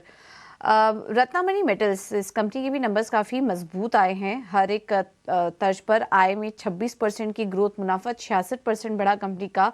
स्पेशली मार्जिन अगर देखेंगे तो 16.1% से बढ़कर 21.6% के मार्जिन के फिगर्स कंपनी ने पोस्ट किए। स्टॉक अपने हाइस के आसपास ही कारोबार कर रहा है और पिछले 6 महीने का एक बार अगर चार्ट दिखाएं तो 28% की तेजी ये स्टॉक दिखा चुका है। सुमित, रत्नामणि मेटल्स अभी भी क्या एंट्री के मौके देख रहे हैं आप? देखिए, बहुत कम ऐसे स्टॉक्स होते हैं जो अपने मूविंग एवरेजेस के ऊपर ही सस्टेन कर रहे हैं काफी टाइम से और हर बार उसका सपोर्ट लेके बाउंस कर रहे हैं। तो this is the one of the stock. तो आप रिसेंटली देखिए 100 मूविंग एवरेज और 200 मूविंग एवरेज बार बार उसको सपोर्ट लेके एक न्यू हाई की तरफ ही अप्रोच करता है। So higher high higher low formation है, चैनल है, बिल्कुल आप बने रहिए। न्यू एंट्री भी अगर किसी को लेनी है यहाँ पे आप बना सकते हैं। एक ट्रेलिंग स्टॉप लॉस की तरह मेंटेन कीजिए 2650 का और हमें लग रहा है कि अपसाइड में अभी भी मोमेंटम 3000 और 3200 तक यहाँ पे स्टॉक जा सकता है। चलिए, नतीजों पर फोकस बना हुआ है, काफ़ी सारे नंबर्स आ रहे हैं जिसका कि हम आपको एनालिसिस करके बता रहे हैं। आज एक और अहम कंपनी निफ्टी की टाइटन अपने नतीजे घोषित करेगी और फेस्टिव सीजन के समय हम देखते हैं ये स्टॉक फोकस में भी रहता है, काफ़ी ज़्यादा यहाँ पर मोमेंटम दिखाई देता है। कल भी नतीजों के पहले स्टॉक में करीब 1% की तेज़ी थी, लेकिन आज नतीजे कैसे आ सकते हैं कंपनी के, ये बताने के लिए विनी हमारे साथ जुड़ चुकी हैं। विनी, बताइए टाइटन के नतीजों से क्या अनुमान है? तो यस, टाइटन के जो नंबर्स है ये टाइम हम लोग एक्सपेक्ट कर रहे हैं कि अराउंड 20% की रेवेन्यू ग्रोथ आएगी। यहाँ पे मार्जिन में थोड़ी कंट्रैक्शन एक्सपेक्टेड है, 12.32% पे मार्जिन है वर्सेस लास्ट ईयर 14% पे एक्सपेक्टेशन है, और प्रॉफिट्स म्यूटेड रहने वाले हैं ये टाइम अराउंड। ना mainly delay in festive season था, ये क्वार्टर में अधिक मास भी आ रहा था, तो कंपनी ने अपने Q2 अपडेट में बताया था कि इसकी वजह से मे भी थोड़ा इम्पैक्ट आ रहा है कंपनी के लिए, और इसीलिए हम लोग देख रहे हैं तो सिर्फ म्यूटेड ग्रोथ दिख रहा है, प्रॉफिट्स और मार्जिन में भी थोड़ी डिक्लाइन दिख रही है। मार्जिन को क्या इम्पैक्ट करे कि लास्ट टाइम उनका हाई बेस भी था, लास्ट टाइम भूलिए मत, तो यस वो भी है, और एक तो उनकी स्टार्टेड इन्वेंट्री गेन्स है वो अब नहीं है ड्यू टू दैट, और हायर कंज्यूमर एक्टिवेशंस है एंड प्रमोशंस है जिसकी थोड़ी इम्पैक्ट आ सकती है वहाँ पे। नए जो उनके ग्रोथ इंजन्स है जैसे वेरिएबल सेगमेंट, नेरा, कैरेट लेन, वहाँ पे अच्छी ग्रोथ एक्सपेक्टेड है कंपनी से, और उन्होंने Q2 अपडेट में भी ये बताया था। और उनके Q2 अपडेट में उन्होंने हाईलाइट किया था ज्वेलरी डिवीजन में एक्सपेक्ट कर रहे हैं कि अराउंड 19% की ग्रोथ होगी, वॉचेस में अराउंड 32% और 12% की ग्रोथ एक्सपेक्टेड है आई केयर बिजनेस में। Overall factors to watch out for क्या है, कॉमेंट्री क्या आ रही है डिमांड आउटलुक पे। अभी फेस्टिवल सीजन चालू हो चुका है, तो अभी क्या डिमांड में रिकवरी दिख रही है कि अभी भी सबड्यूडनेस है, ये इंपॉर्टेंट फैक्टर है वॉच आउट करने के लिए। प्रोडक्ट मिक्स, स्टार्टेड रेशो, उनकी सेल्स कैसे बढ़ रही है, और वॉल्यूम ग्रोथ क्या है कंपनी का, एसएसजी ग्रोथ क्या है, ये इंपॉर्टेंट फैक्टर्स है कंपनी के लिए वॉच आउट करने के लिए। तो ये तिमाही थोड़ी कमज़ोर रह सकती है टाइटन के लिए, उसकी वजह भी यहाँ पर अभी विनी बता रही थी कि फेस्टिव सीजन थोड़ा डिले हुआ, इस बीच अधिक मास भी आ गया जिसमें कि खरीदारी नहीं की जाती है, तो उसके चलते भी जो फेस्टिव सीजन का फ़ायदा था वो इस क्वार्टर तो इतना नहीं मिलेगा, लेकिन आने वाले समय के लिए और क्वार्टर्स के लिए मैनेजमेंट की कमेंट्री क्या होती है इस पर हमारी नज़र बनी रहेगी। विवेक से इस पर एक बार राय ले लेते हैं। मैंने माफ़ कीजिएगा विवेक, का टाइटन के नंबर्स क्या कुछ इम्पोर्टेंट रह सकता है नतीजों में, और आपकी नजर कहाँ होगी इस बार?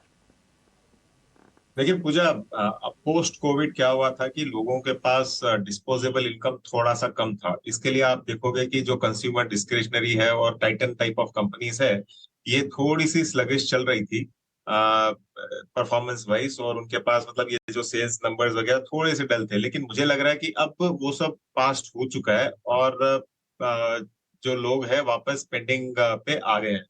तो अब ठीक है, ये अधिक मास वगैरह सब छोटा छोटा फेज होता है। अब दिवाली, न्यू ईयर, क्रिसमस सारे एक के बाद एक फेस्टिवल्स आने वाले हैं, और मुझे लग रहा है कि ये कंपनी यहाँ से बहुत वापस एक परफॉर्मेंस दे सकती है, आउट परफॉर्मेंस। तो आप आराम से हाई डबल डिजिट नंबर्स, मतलब समझ लीजिए कि 15 से लेके 18% कैगर अब भी आप एक्सपेक्ट कर सकते हो टाइटन के स्टॉक से। तो यहाँ से परफॉर्मेंस इंप्रूव होगा, पहली चीज। हाँ, इस क्वार्टर का रिजल्ट कैसे रहेगा ये तो देख के पता चलेगा, लेकिन अगले क्वार्टर जो दिसंबर क्वार्टर का है, क्योंकि पूरा फेस्टिवल फैक्टर इन हो जाएगा, वो अच्छे होने चाहिए। तो मैं पॉजिटिव हूँ टाइटन पे, और वापस ये एक लॉन्ग टर्म स्टॉक है। शॉर्ट टर्म में आपको हो सकता है कि 3-4% का रिटर्न मिल जाए, लेकिन लॉन्गर टर्म में आपको मैंने जैसे कहा 15 से लेकर 18% कैगर आराम से मिल सकता है। विवेक जी से हमने 2 सवाल पूछे थे, पहला टाटा मोटर्स पे पूछा रिजल्ट्स पे, और जिसके रिजल्ट्स आने हैं टाइटन उसके बारे में पूछा। दोनों पे वो बुलिश हैं और उम्मीद करते हैं जैसे टाटा मोटर्स के नंबर्स ठीक आए, रिपोर्ट ठीक है, ऐसे टाइटन भी आपको नंबर्स ठीक देगा और आगे चल के आपको अच्छा पैसा भी बना के दे सकता है। तो टाइटन और टाटा मोटर्स पे विवेक जी बुलिश हैं। अब हमारे साथ संजीव भसीन जी जुड़ रहे हैं, उनका करते हैं स्वागत और जानते हैं उनके आज के शेयर्स।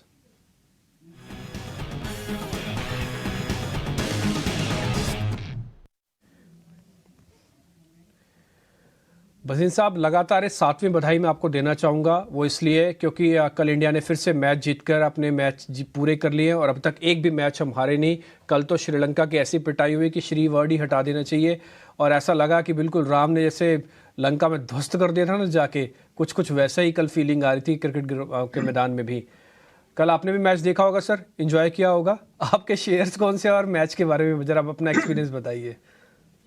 हाँ, गुड मॉर्निंग डिम्पी जी। बिल्कुल बिल्कुल, इंडियन टीम तो रॉकेट पे है और कोई दो राय नहीं, सारा इंडिया चमक रहा है। और इसी में कहता हूँ ये मायूसी शेयर बाजार पे क्यों है। तो thumbs up to the Indian team, they are actually champions. और यही शेयर बाजार होएगा। आप दिवाली तो आने दीजिए, मैं आपको दिखाऊंगा। अभी तो रंगत शुरू हुई है। मिड कैप्स में देखिए फिर वापस 6% अपसाइड है 1 वीक में। आपको 11 रुपए में 10.5 11 में कहा था आइडिया, 14 रुपए हो गया। 10 रुपए वाला जेबी 18 रुपए हो गया। मैं उदाहरण दे रहा हूं। और अभी तो कुछ भी नहीं शुरुआत।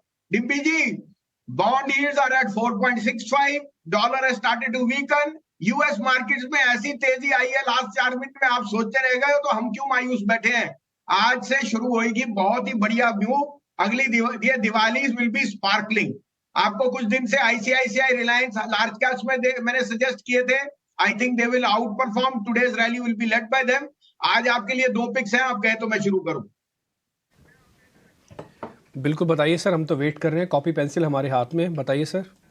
देखिए डिम्पी जी, सब रेलवेज की बात कर रहे हैं, डिफेंस की। आपको शायद पता ना हो, मैंने जिंदल स्टील की कल प्रेजेंटेशन सुनी, क्योंकि results were slightly weaker on margins. वो एक सीजनल इफेक्ट है। But Jindal steel is the largest supplier of head harden rails. Meaning जितनी रेलवेज का काम होता है वो जिंदल स्टील सप्लाई करता है। और अभी वो कह रहे हैं भोपाल, सूरत, अहमदाबाद, चेन्नई, कोई ऐसी सिटी नहीं जहां मेट्रो के लिए उनकी डिमांड नहीं। वो कह रहे हैं demand is the strongest in the history of the company. और एज अ कॉन्डूट आपको पता है steel prices are now looking to rise, क्योंकि चाइना इज बैक। और चाइना का जो ग्रोथ पैटर्न है वो ऐसे ही होता है, slightly lumpy, but now when they come back, मुझे लगता है steel stocks are priced very very attractively. तो आज मेरा टॉप पिक है जिंदल स्टील, जो मुझे लगता है यहां से आपको 25% का रिटर्न कम से कम देना चाहिए। और दूसरा है JSW steel, the best integrated play in India. उसके पास सब कुछ एज एन इंटीग्रेटेड प्लांट है और वैल्यूएशन बहुत इनएक्सपेंसिव हो गए। साथ में अगर डॉलर वीकन और होता है, steel stocks will be very much in demand. Thirdly, जैसे यूक्रेन क्राइसिस था, इजराइल में जिस तरह से ये जंग थोड़ी और प्रोलॉन्ग होएगी, commodities will do very well. And I think China is back with a bank. तो मुझे मेटल्स पे ये दोनों शेयर बहुत पसंद है। और आपके लिए मैंने रीजनिंग भी दे दी कि क्यों ये 20 से 25% आपको अपसाइड देंगे। वैल्यूएशंस आपकी कंफर्ट में है। इंटरेस्टिंग, दोनों शेयर्स आपने जनरल ग्रुप के दिए और दोनों के अंदर अलग अलग रीजनिंग भी है और दोनों ही शेयर्स आपके नोटिस लिस्ट में होने चाहिए। एक 700 रुपये का शेयर है, एक बार जिंदल स्टील का जिंदल स्टील ने पावर वाला भी दिखाई, जीएसपीएल जिसको हम कहते थे पहले, वो का 500 550 की रेंज का शेयर होगा। तो इन दोनों शेयर्स पे आपको एक अच्छा मोमेंटम आपको मिल जाएगा। दोनों शेयर्स को पकड़ के रखिए, 25% तक का रिटर्न है। ये एक दिन में चमत्कार कई बार नहीं होता, आपका कन्विक्शन होता है टेस्ट।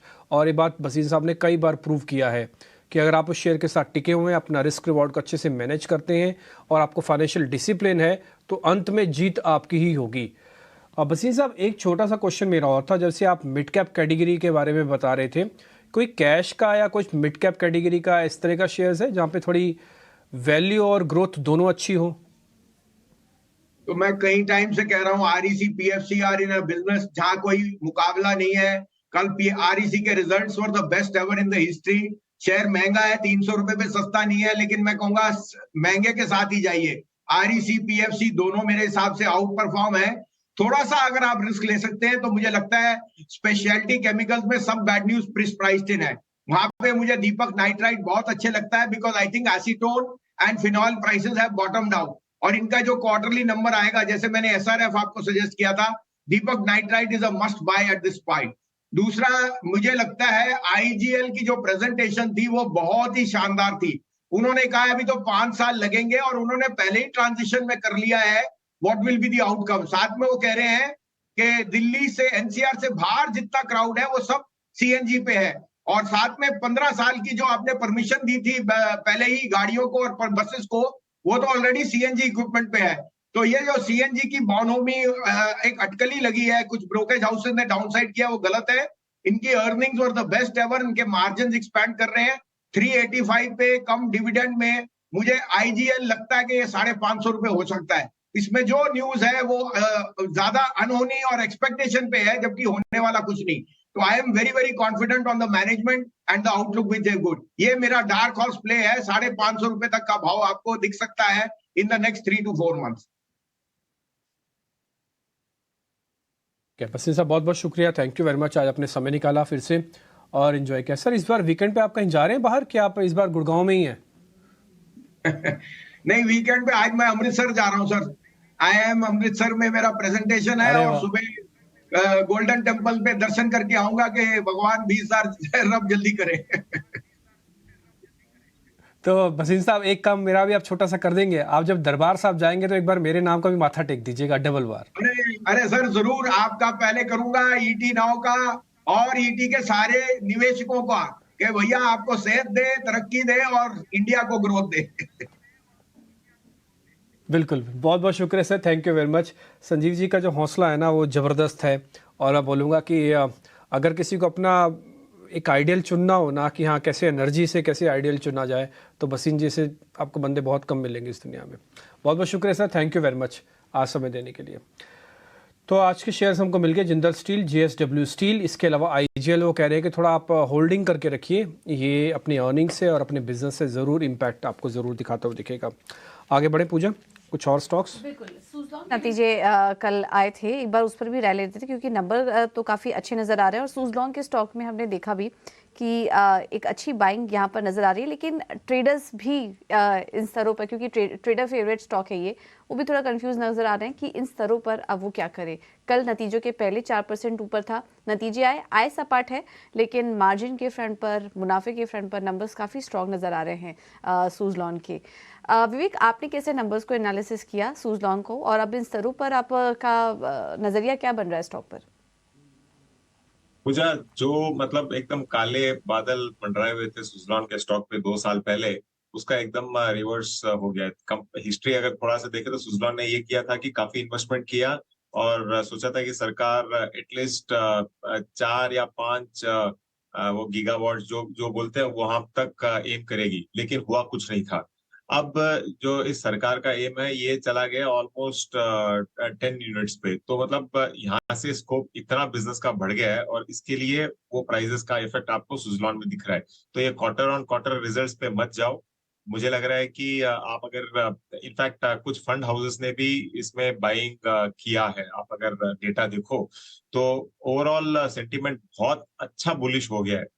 तो अब देखिए ऑन एवरी डिप मुझे लगता है कि आपको इसमें स्लो एंड स्टडीली एक SIP के रूप में बाइंग करना चाहिए और मैं सरप्राइज नहीं हूंगा यहाँ से अगर डबल भी हो जाए तो बहुत कई सालों के बाद मैंने ओपिनियन सुजलॉन पे सेल से लेके बाई पे शिफ्ट किया डायरेक्टली और उसके लिए कारण है। तो इसके लिए मुझे लग रहा है कि जो पॉजिटिव सेंटिमेंट है यहाँ से ये काफी चलेगा। और एक और चीज इसमें क्या हो रहा है पॉजिटिव कंपनीज के लिए, जो सुजलॉन है या फिर आइनॉक्स विंड है, अभी तक सोलार पे काफी फोकस था सरकार का और सबका, लेकिन क्या है कि रात को तो सूरज होता नहीं है, तो वहां पे अब उस वक्त क्या करे, तो उस समय अब वापस विंड पे फोकस हो रहा है, तो उसका भी एडवांटेज सुजलॉन को मिल रहा है। तो मेरे हिसाब से स्टॉक अच्छा करेगा। अच्छा करेगा ये स्टॉक। इन स्तरों पर भी विवेक की सलाह है कि यहाँ पर भी अगर आप खरीदते हैं तो स्टॉक के डबल होने के चांसेस हैं। फंडामेंटली भी काफ़ी सारे फैक्टर्स हैं जो कि अभी विवेक ने आपको बताए। रेलिगेयर एंटरप्राइजेज एक बार ये भी देख लेते हैं क्योंकि नंबर्स भी काफ़ी मजबूत आए और इस कंपनी में तो एक ट्रेंड हम पिछले काफ़ी समय से जो देख रहे हैं, जब से मैनेजमेंट बदला है, इनके डेट में कमी आई है, कंपनी अच्छा परफॉर्म करने लग गई है और इस बार के नतीजों में हमने देखा कि घाटे से मुनाफे में आ चुकी है कंपनी। आय में 36% की ग्रोथ कंपनी ने दर्ज की है रेलिगेयर एंटरप्राइजेज में। इस बार 230 के आसपास कारोबार कर रहा है। आदित्य, क्या सलाह देंगे आप रेलिगेयर एंटरप्राइजेज में? देखिए, रेलिगेयर एंटरप्राइज का अगर चार्टिकली से व्यू ले तो अभी स्टॉक में ज्यादा बज नहीं दिख रहा है, ज्यादा इंटरेस्ट नहीं दिख रहा है। मैं वेट करूंगा एक बार स्टॉक 245 250 क्रॉस करेगा तो इसमें बुलिश की राय बनाएंगे हम, और 230 का तब रहेगा स्टॉप लॉस और टारगेट रहेगा 250 से लेके 260। राइट नाउ पैटर्न ऐसे है कि थोड़ा सा कंसोलिडेशन में, तो वेट एंड वॉच करना चाहेंगे। ठीक है, कुछ कुछ ऐसे स्टॉक्स भी पता करते हैं क्योंकि मार्केट में प्री ओपनिंग टिक्स आने वाले हैं। आप नवरत्न शेयर्स के लिए भी तैयार हो जाइएगा। मैं ज़रा स्पीड से शेयर पता करता हूँ आज के मेहमानों से। सुमित, मैं आपसे पता कर रहा हूँ PNB, मैं इस सीरीज़ के लिए रखना चाहता हूँ, हाँ या ना, रखूँ कि नहीं रखूँ, स्टॉप लॉस टारगेट भी?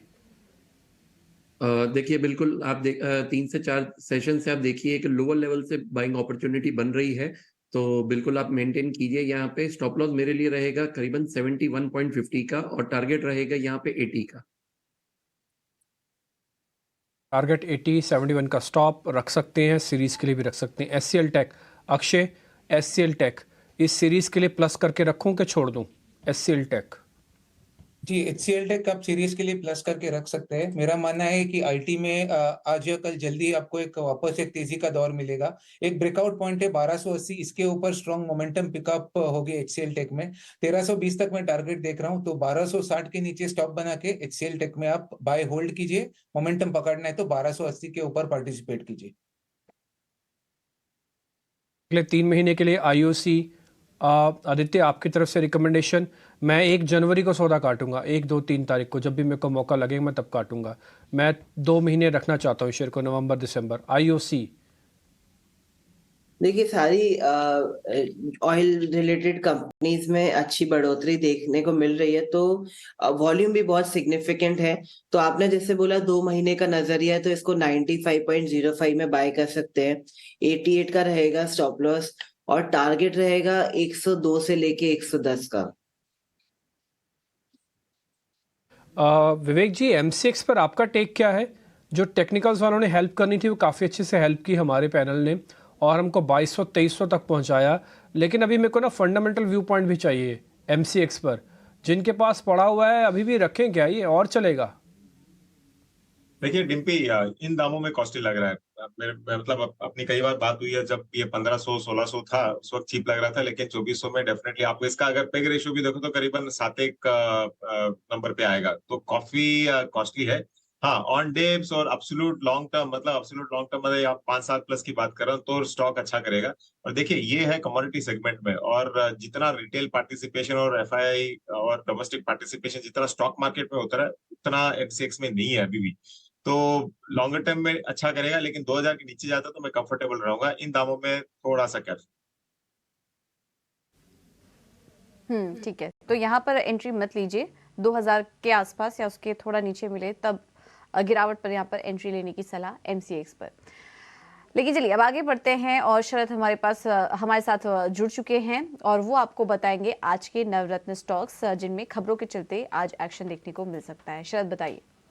जी बिल्कुल, पहले जो है 9 के नवरत्न शेयर्स के, उसके पहले हम बताना चाहते हैं कि आप जो है नोट कर लीजिए, या आप कागज़ कलम ले लीजिए, या अपने फ़ोन से ही नोट्स कर लीजिए, क्योंकि हमने जो है 500 से ज़्यादा जो कॉर्पोरेट अनाउंसमेंट्स कल आए थे मार्केट आज के, तो वहाँ से हमने 9 इंपॉर्टेंट शेयर्स निकाले हैं। सबसे पहला शेयर ऑफकोर्स टाटा मोटर रहने वाला है। यहाँ के जो Q2 नंबर्स लार्जली इनलाइन आए हैं, लेकिन जो सबसे इंपॉर्टेंट कमेंट्री आ रही है वो आ रही है उनकी जो JLR की एबिट गाइडेंस है वित्त साल 2024 के लिए, उसको जो है बढ़ा दिया गया है। पहले 6% था, अब वो 8% हो गया है।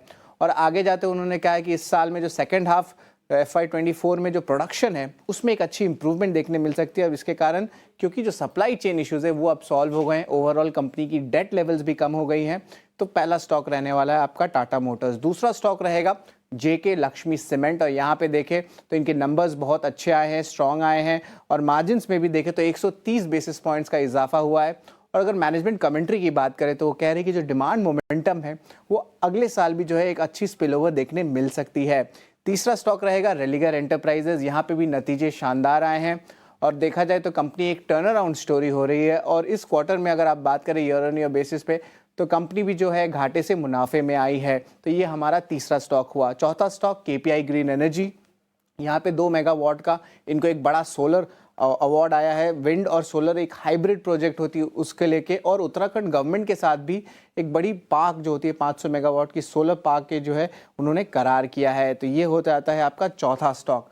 पांचवा स्टॉक जो फोकस में रहेगा वो है गोदरेज प्रॉपर्टीज, और यहाँ पे एक अहम कॉन कॉल हुई, और इस कॉन कॉल में जो है इंपॉर्टेंट गाइडेंस आया कि जो वित्त साल 2024 के लिए प्री सेल्स का 14,000 करोड़ का गाइडेंस कंपनी ने दिया, और कंपनी ने कहा है कि जो करंट सेल्स हो रही है अब वो एक्सीड कर जाएगी ये जो गाइडेंस कंपनी ने दी है, यानी कि गाइडेंस से बेटर परफॉर्मेंस जो है कंपनी करने वाली है। और ओवरऑल आने वाले सालों में 30,000 करोड़ तक का जो है प्री सेल्स देखने मिल सकता है।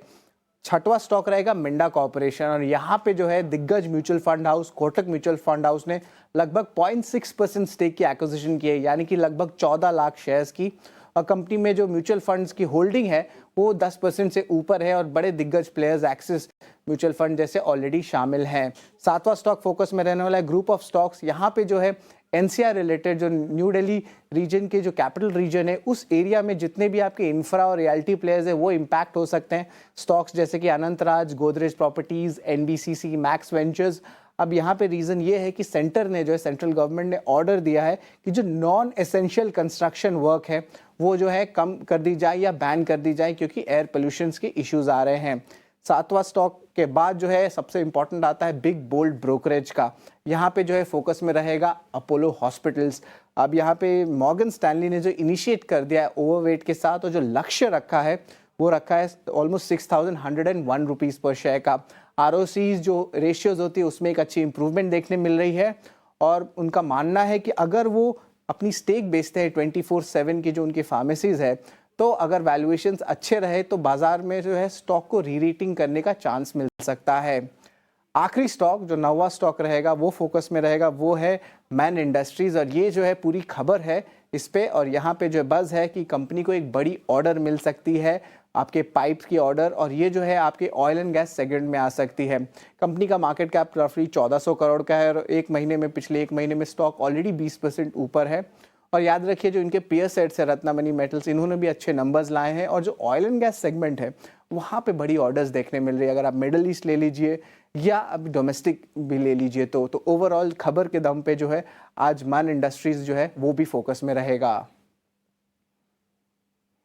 ठीक है शरद, बहुत शुक्रिया ये 9 के 9 शेयर बताने के लिए। जो 9वां शेयर होता है वो खबरों वाला शेयर होता है टिपिकली, तो मान इंडस्ट्रीज़ पे एक बार हम टेक भी पता करेंगे।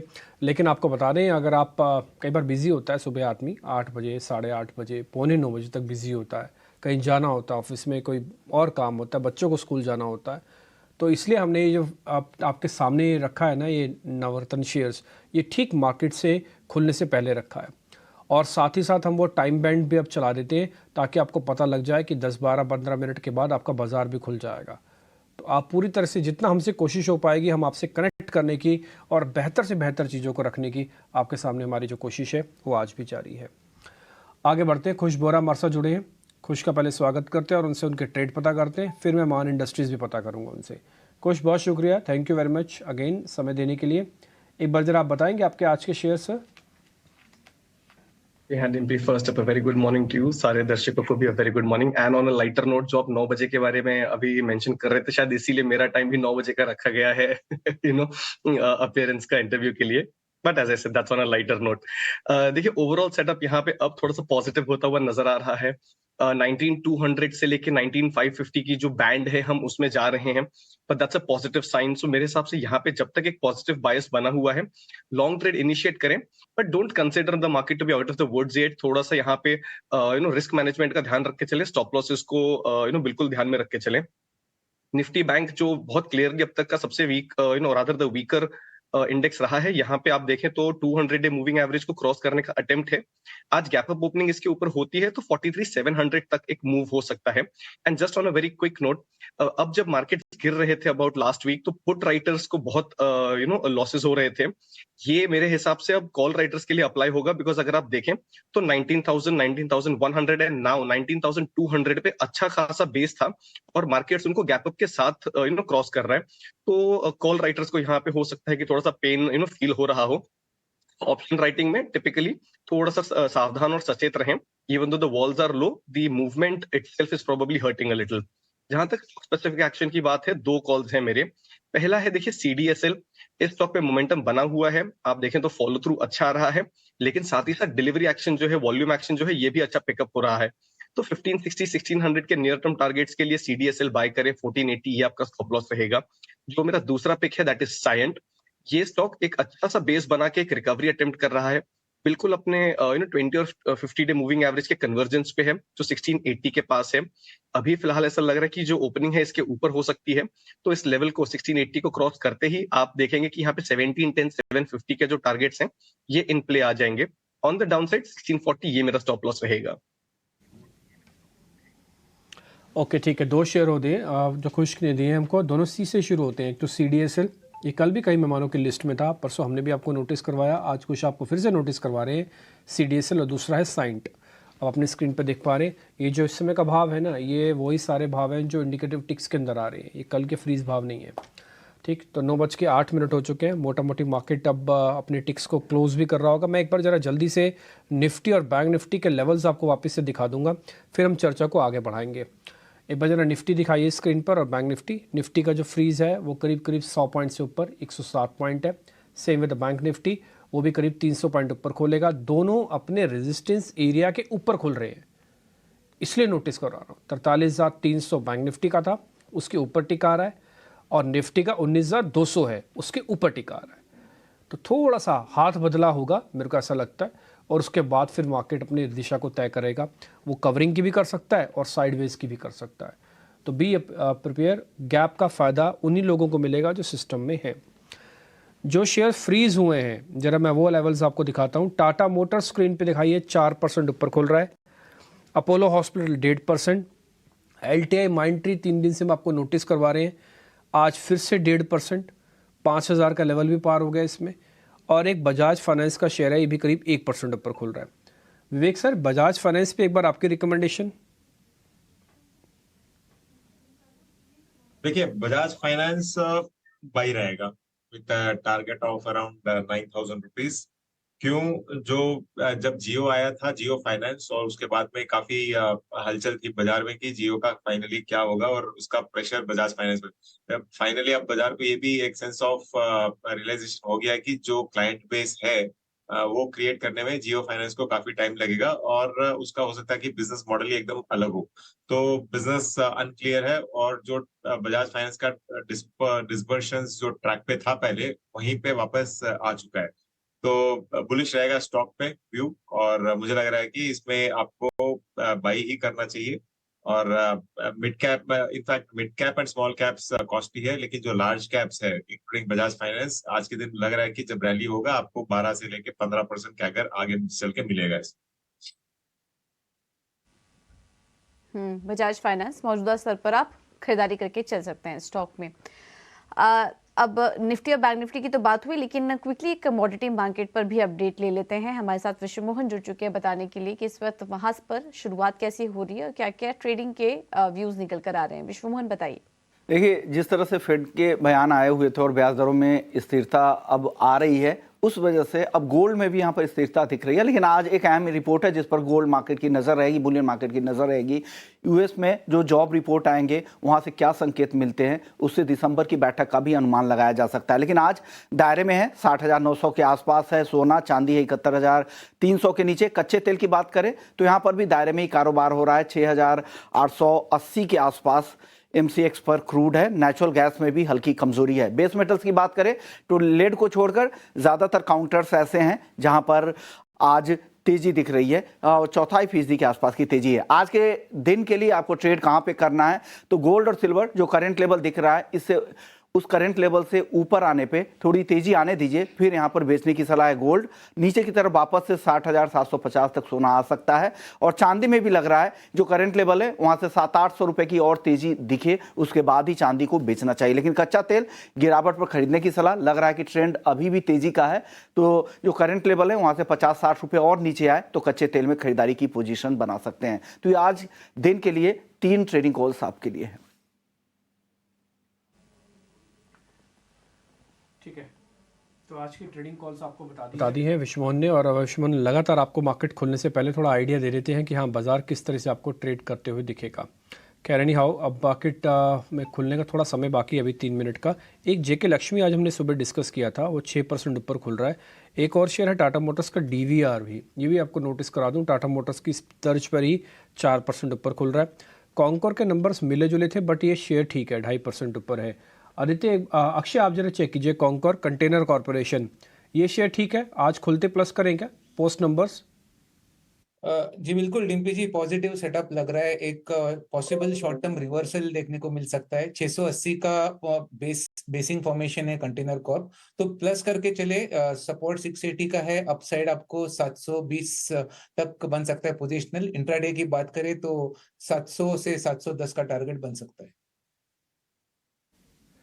ठीक है, डन। 1.5 मिनट के बाद आपको मार्केट्स ओपन होता हुआ दिखेगा। आज के फटाफट से सेटअप को वापस से रिव्यू कर लेते हैं कि किस किस तरह का मूवमेंट मिल रहा है। आज आपके पास गैप खुलेगा 19,200 का, अच्छा बात है, हाथ बदला होगा, थोड़ा रुक जाइएगा 5-10 मिनट। जिनके पास पोजीशंस हैं वो अपने ट्रेलिंग स्टॉप लॉस का इस्तेमाल करना शुरू करें। कल हमने आपको बताया था कि मेरी टोन ही बदल गई है बोलने की, जैसे जैसे कल मार्केट के अंदर दम आ रहा था। तो आज सेकंड डे है जब मेरे को कन्विक्शन लग रहा है कि बाजार अपने गैप को जल्दी जल्दी खोएगा नहीं, आगे चलेगा। मेरा उस पर पूरी तरह से निर्भर होगा कि एफआईज का रोल कैसे रहता है। एफआईज आ जाएं तो मेरा कॉन्फिडेंस और हाई हो जाएगा। फिलहाल के लिए मैं थोड़ा फूक के कदम बाजार के अंदर रखना चाहूँगा। दूसरी बात है बैंक निफ्टी, ये भी अच्छा साइन आपको दिखा रहा है। क्लोजिंग ओपनिंग आपने अब चेक कर रहे हैं, इसके 43,300 के ऊपर हो रही है। ये भी 43,300 को आज टिकाने की पूरी कोशिश करेगा और मेरे को ऐसा लगता है कि बैंकिंग स्टॉक्स आज ज़रा अच्छे से वापस से पार्टिसिपेट करेंगे एज़ कम्पेयर टू निफ्टी। बढ़ने वाले शेयर्स जो हैं आपकी स्क्रीन पर एक बार मैं जल्दी से दिखा देता हूं, फिर हम एडवांस डिक्लाइन के साथ चेक कर लेंगे कि बाज़ार कैसे खुल रहा है। आज बढ़ने वाले शेयर्स की जो कैटेगरी है उसमें आपको दिखेगा टाटा मोटर्स, उसमें आपको दिखेगा टाटा मोटर्स का डीवीआर, उसमें आपको कंटेनर कॉरपोरेशन, टाटा का पावर, ये कुछ एक शेयर्स हैं जो आपको शुरुआत में बेहतर तरीके से ओपनिंग करते हुए दिखाएंगे। जल्दी से चेक कर लेते हैं कि आज के ओपनिंग हमको कैसे मिल रही है। 6 सेकंड के बाद मार्केट खुल जाएगा और इस मार्केट में आप देखेंगे एडवांस डिक्लाइन 1300 है, गुड साइन। 1300 एडवांसेस आपको फिर से मिले, 150 शेयर डिक्लाइंस के अंदर है। आज दिन भर की मशक्क़त ऐसी होती रहेगी। पहला टिक सीधा 104 पॉइंट का और 245 के आसपास हम आके निफ्टी ट्रेड कर रहे हैं। ये 200-250 वाली रेंज बहुत इंपॉर्टेंट है।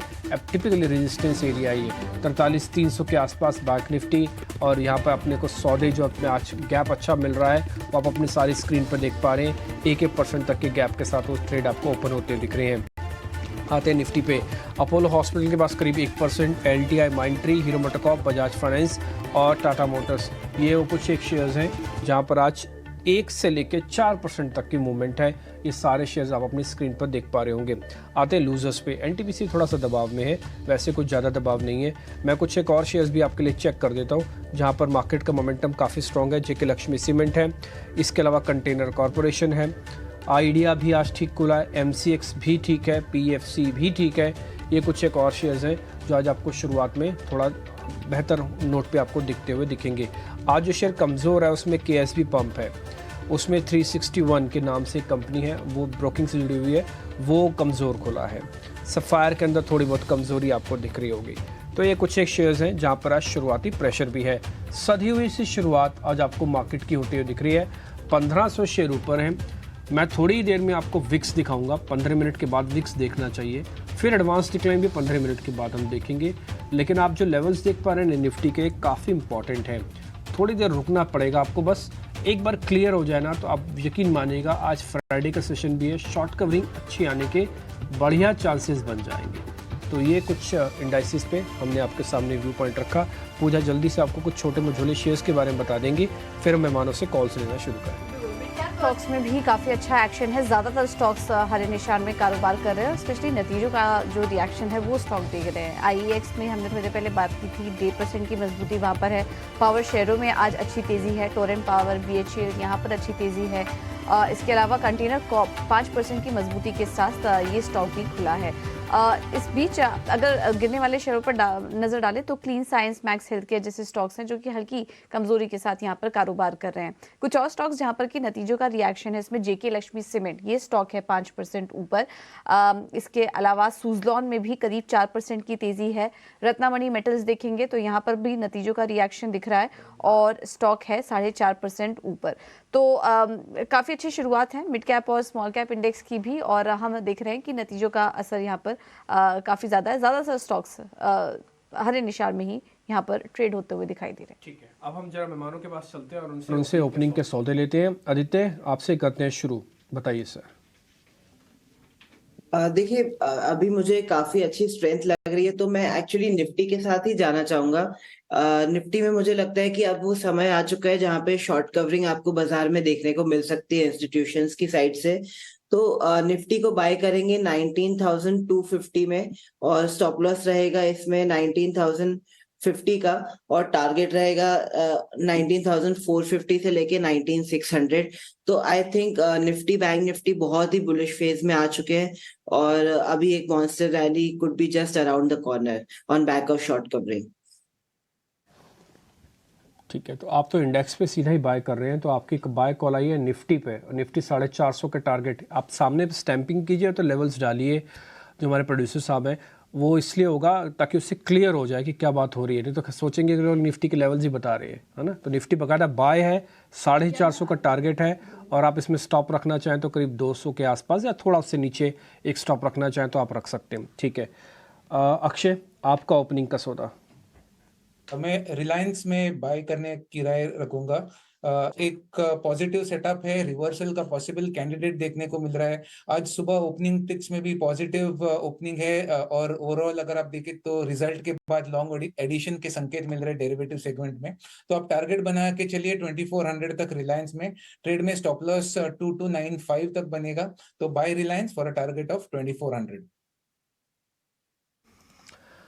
ठीक है, 2400 तक के टारगेट के लिए रिलायंस इंडस्ट्रीज़ पर भी आप बाय करके चल सकते हैं। तो ये एक बेहतर शेयर है। आपको ध्यान होगा, हमने कल भी आपको वापस जिक्र किया था, मैं कई बार इस चीज़ को रिपीट करता हूँ कि आपको हमने 2240 वाली कॉल दिलवाई थी रिलायंस की, जय पटेल ने आपको दिलवाई थी 2240 की, ध्यान है। और उसका टारगेट हो गया बॉस 110, 71 पे हम आपको दिलवाया था। इसलिए मैं कहता हूँ कि जो आपको सौदे रखने हैं ना, आप पक्के सौदे रखो।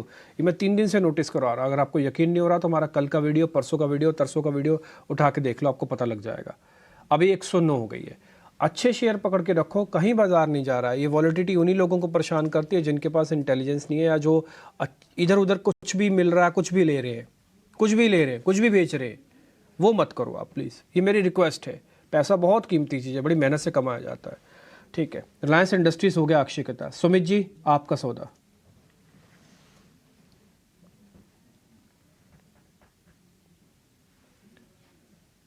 सुमित सर, आवाज आ रही है? Sorry sir. तो नौकरी पे यहाँ पे मेरा ध्यान है। नौकरी पे आप आज बाइंग का अपॉर्चुनिटी देख सकते हैं। करंट मार्केट प्राइस है 4200 का, लो का ही आप स्टॉप लॉस मेंटेन कीजिए 4160 फॉर द टारगेट ऑफ 4310। 10 का टारगेट है। आप नौकरी पे ध्यान रखिए। हम तो सोच रहे थे बिजनेस पे ध्यान रखना, आप कह रहे हैं कि नौकरी पे ध्यान रखिए। सर, हमारी नौकरी अभी तक तो सेफ है, अभी तक हमारी नौकरी सेफ है, आगे का पता नहीं, और अभी तक तो हमारी नौकरी सेफ है, ठीक है सर। मेरे को ऐसा लगा, मेरे को पता नहीं, ऐसे जैसे आपने बोला ना कि नौकरी पे ध्यान रखिए, मेरे को एकदम से झटका सा लगा। मैं नौकरी खतरे में तो नहीं आ रही कहीं, कोई ऐसी बात तो नहीं है। चलिए ठीक है, बढ़िया सर। नौकरी 4310। खुश, आपका तरफ से ओपनिंग का ट्रेड। अब जब इन्होंने नौकरी की बात करी ली है तो मैं एंड्योरेंस की बात कर लेता हूँ। एंड्योरेंस बिल्कुल बनाए रखें। देखिए स्टॉक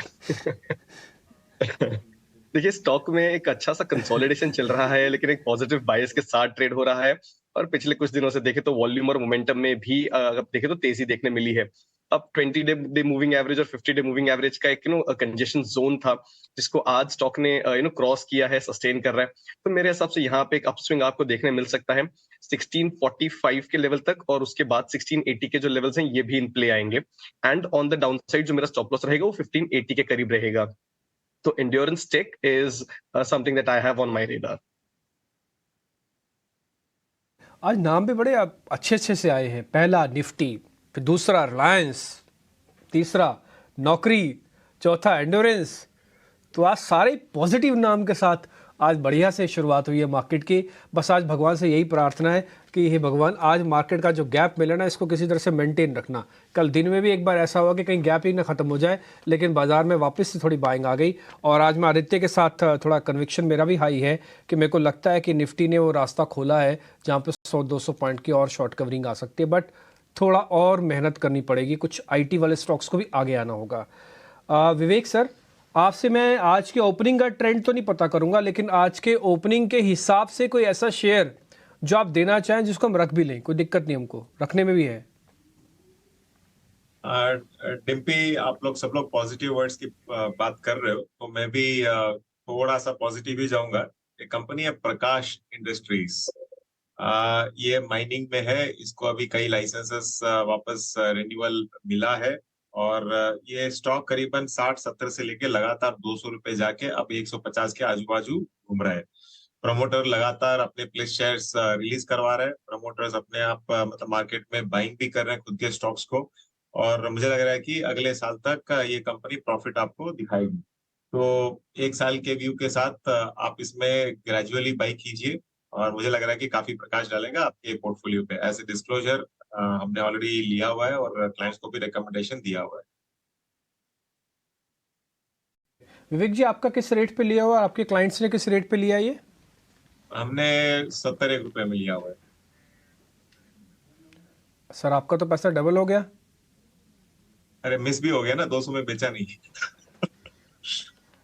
ओह अच्छा, तो वापस आपको लग रहा है कि 200 पहुंच जाएगा। ठीक है, कोई बात नहीं।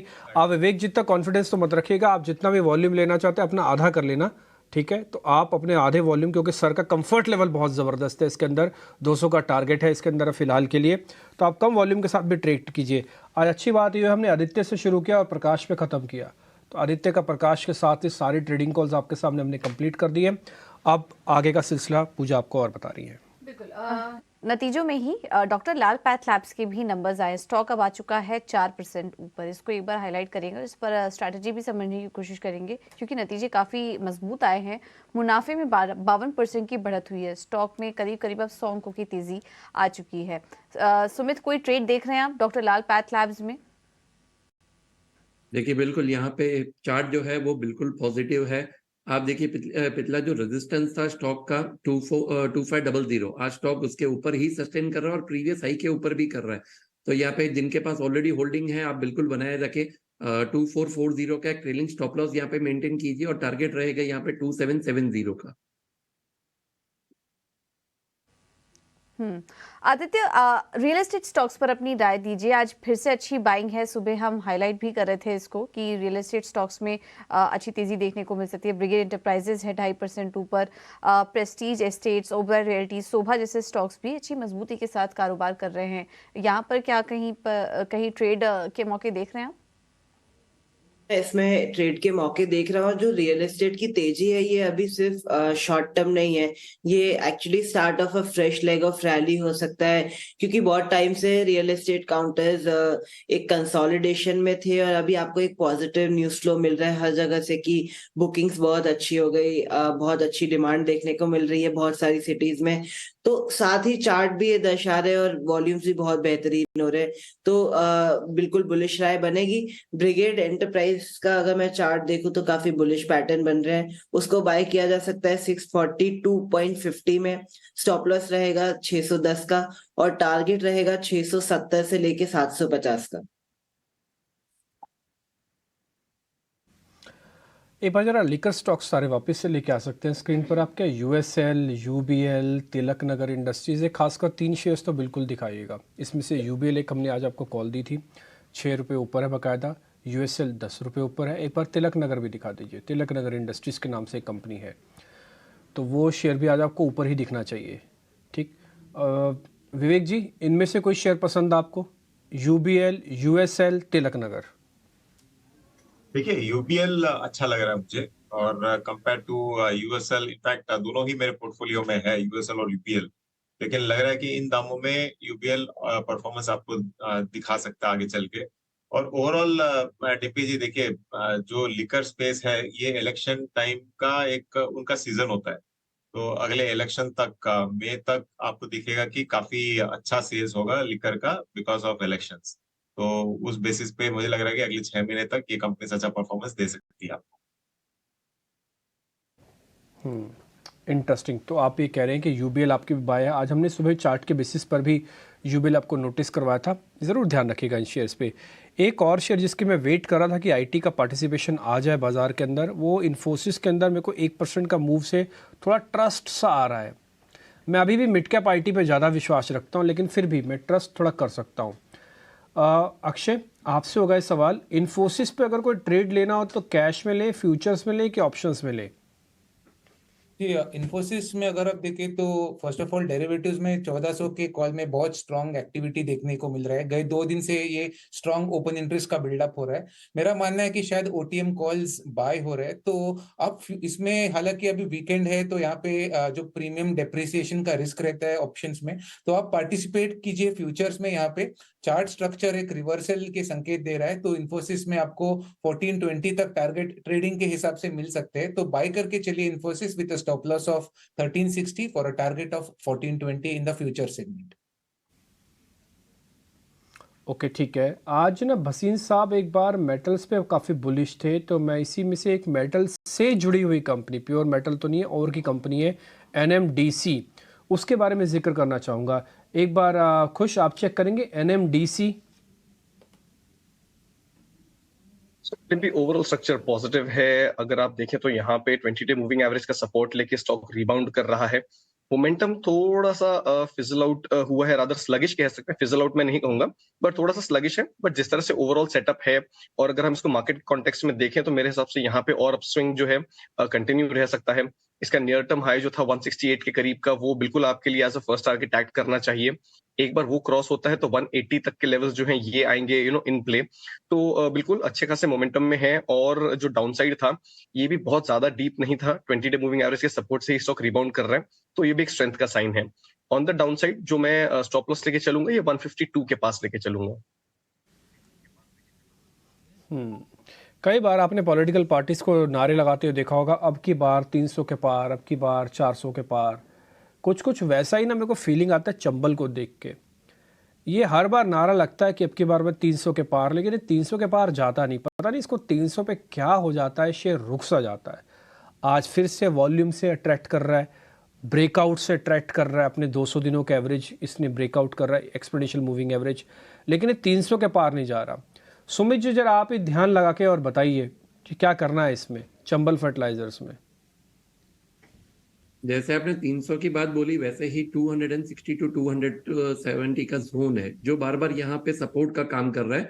और इस बार भी सेम आप देखिए 265 का लो लगा के यहाँ पे स्टॉक में, तो बिल्कुल एक छोटा सा रेजिस्टेंस है 290 का। अबव द 290 क्लोजिंग अगर आ रहा है तो बिल्कुल चांस है अपसाइड जाने का। और जैसे कि आपने बोला 300 की लेवल, तो 300 के ऊपर जो पहला टारगेट रहेगा वो करीबन 324 का रहेगा सर यहाँ पे। ओके ठीक है, एक शेयर मैं और पता कर लेता हूँ, वो है MRPL। मेरी लिस्ट के अंदर पिछले 2-3 दिन से था, मौका नहीं मिल पाया, मैं थोड़ा भूल भी गया और मेरे से बात भी नहीं हो पाई। आज ये शेयर ने ना स्पीड पकड़ ली है, एकदम से 7% ऊपर आ गया। एक बार रिकमेंडेशन लेता हूँ इस पर अक्षय से। अक्षय एक बार जरा चेक करना, MRPL मिस हो गया क्या हमारे हाथ से? ये शेयर 7% ऊपर आ गया अब तो। जी मोमेंटम पकड़ा है डिम्पी जी, पर अभी तक ट्रेन नहीं छूटा है। मेरे हिसाब से ये मोमेंटम जरूर आप करंट ट्रेड में भी कैप्चर कर सकते हैं। इसमें मोमेंटम में आपको 120 से 125 तक टारगेट बनने के संकेत मिल रहे हैं फिलहाल। तो ट्रेडिंग के लिए यस बाय टिक है। 105 जो डे लो का स्टॉप है वो बना के आप इसे बाय करें 125 और 125 के टारगेट के लिए। ठीक है, कुछ और स्टॉक्स भी हैं। ITC पे ना भी एक ब्लॉक लगा है काफ़ी, और एक बड़ा ब्लॉक था। मैं अपने नंबर्स एक बार वापस से एक्सपेक्ट करता हूँ कि हमारी टिकर टीम वापस से चला देगी। मैं थोड़ा मिस हो गया वो नंबर रीड करना, बट हाँ बड़ा ब्लॉक था ITC के अंदर। एक बार ITC पे आपके रिकमेंडेशन लेना चाहूँगा। खुश, एक बार जरा आप ITC के बारे में बताएंगे आप?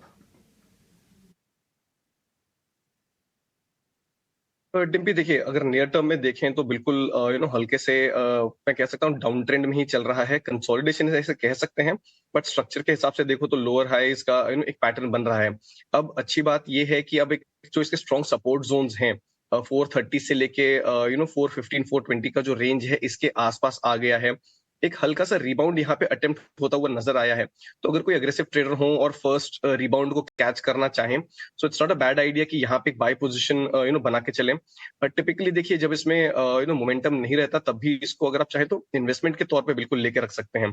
तो उस लिहाज से अगर आप ले यहाँ से 6 से 9 महीने का व्यू बना के चलें, तो आपको यहाँ पे जो ऊपर के रिसेंट लेवल्स थे 470 से लेके ऑलमोस्ट 500 तक के, इस तरफ ये स्टॉक जाता हुआ दिख सकता है। तो यहाँ पे आप थोड़ी लंबी अवधि का व्यू लेके चलें। ऑन द डाउन साइड जैसे मैंने बताया 415 तक के जो लेवल्स हैं ये आपके लिए सपोर्ट एक्ट करेंगे। तो रिसेंट डिप के बाद यहाँ पे जो रिस्क रिवॉर्ड रेशियो ये एक्सट्रीमली फेवरेबल है। पोजिशनल व्यू 415 का आप स्टॉप लॉस लेके चलें। ऑन दी अपसाइड 455 का पहला टारगेट एंड देन आफ्टर 480 का दूसरा टारगेट। ठीक है, अलग अलग स्टॉक्स हम थोड़ा और पता करने की कोशिश कर रहे हैं आज। एक बार ना वापस से आप जरा इंडिया विक्स दिखाइए। मैंने जैसे शुरुआत में भी कहा था मैं आपको इंडिया विक्स दिखाऊंगा 15 मिनट बाद। ये 3% और टूटा है। ये बात फिर से क्लियर हो गई है कि इवेंट के पास होने के बाद फियर ख़त्म होता है। आप अपने आप को कपल मान के ही चलिए। आप US से भी कपल्ड है और ग्लोबल मार्केट से भी कपल्ड है। काफ़ी सारे लोग इसको डीकपलिंग वाली थ्योरी में डाल देते हैं, मत डालिए बॉस, वो अभी गलत हो जाएगा आपसे। तो इसलिए इंडिया विक्स ये इंडिकेट कर रहा है कि देखिए फियर तो कम हुआ है, एक और पॉइंट मैं आपको नोटिस कराता हूँ कि निफ्टी इस समय 120 पॉइंट ऊपर है। आप जरा एडवांस डिक्लाइन भी दिखाना। एडवांस डिक्लाइन के अंदर F&O का पार्टिसिपेशन आज फिर से स्ट्रांग होगा। मेरे को मिड कैप में इसलिए मैं ज़्यादा देखता भी नहीं, क्योंकि मेरे को लगता है कि पहले एक बार डायरेक्शन क्लियर हो जाए फिर आप मिड कैप में जाओ। तो डायरेक्शन F&O पिछले 2-3 से क्लियर कर रहा है। ये जो गैप है ना एडवांस डिक्लाइन का, ये बड़ा गैप है। ये वैसा गैप नहीं है कि 90-110 का है, ये ऐसा है 30-150 का है। तो रेशो 1:5 है। हर एक शेयर के खिलाफ 5 शेयर तेज़ी में खड़े हुए हैं। तो इट्स अ गुड साइन, ये अच्छा साइन है। फिर थोड़ा लीडरशिप वाला मामला भी है। मैं आपको दिखाता हूँ जरा 2-4 शेयर ऐसे जहाँ पर आज आप देखेंगे तो आपको अच्छा लगेगा। पहले मैं निफ्टी के दिखाता हूँ। 50 में से 42 शेयर बढ़कर कामकाज कर रहे हैं। HDFC बैंक अव्वल नंबर पे, ICICI है और एक IT की कंपनी है इन्फोसिस, और चौथा है रिलायंस। अगर ये बाज़ार के 4 बड़े प्लेयर जिनके पास वेटेज है सिर्फ ये टिक जाए ना, सिर्फ रुक जाएं, तो आज आदित्य की जो बात है ना 450 का रास्ता खुल गया निफ्टी का, मैं उस पर बिल्कुल ट्रस्ट करता हूं। क्योंकि मेरे को एक इसकी प्रॉब्लम भी दिख रही थी कि ये पार्टिसिपेशन वेटेज वाले शेयर्स का नहीं, आज वो दिख रहा है। एक शेयर और पता करना है, इनफैक्ट मेरे को ग्रुप पता करना है, वो वेग सर से पता करता हूँ। वेग सर, मैं कोई किसी पार्टी वार्टी के साथ कोई पॉइंट नहीं जोड़ रहा, लेकिन मेरे को ऐसा पता है कि हाँ अडानी ग्रुप के शेयर्स इस समय काफ़ी सेंसिटिव जोन से निकल रहे हैं। एक बार मेरे को जरा आपका एक व्यू और आपका टेक चाहिए। कोई भी अडानी ग्रुप की कंपनी जहाँ पर आपका कन्विक्शन हाई हो और वैल्यू भी हो, अभी भी वहाँ पे पोजीशंस ली जा सकती हो, और मैं टिल इलेक्शंस तक रखूँगा सर। हो सकता है इलेक्शंस के रिजल्ट तक भी रखूँ मैं।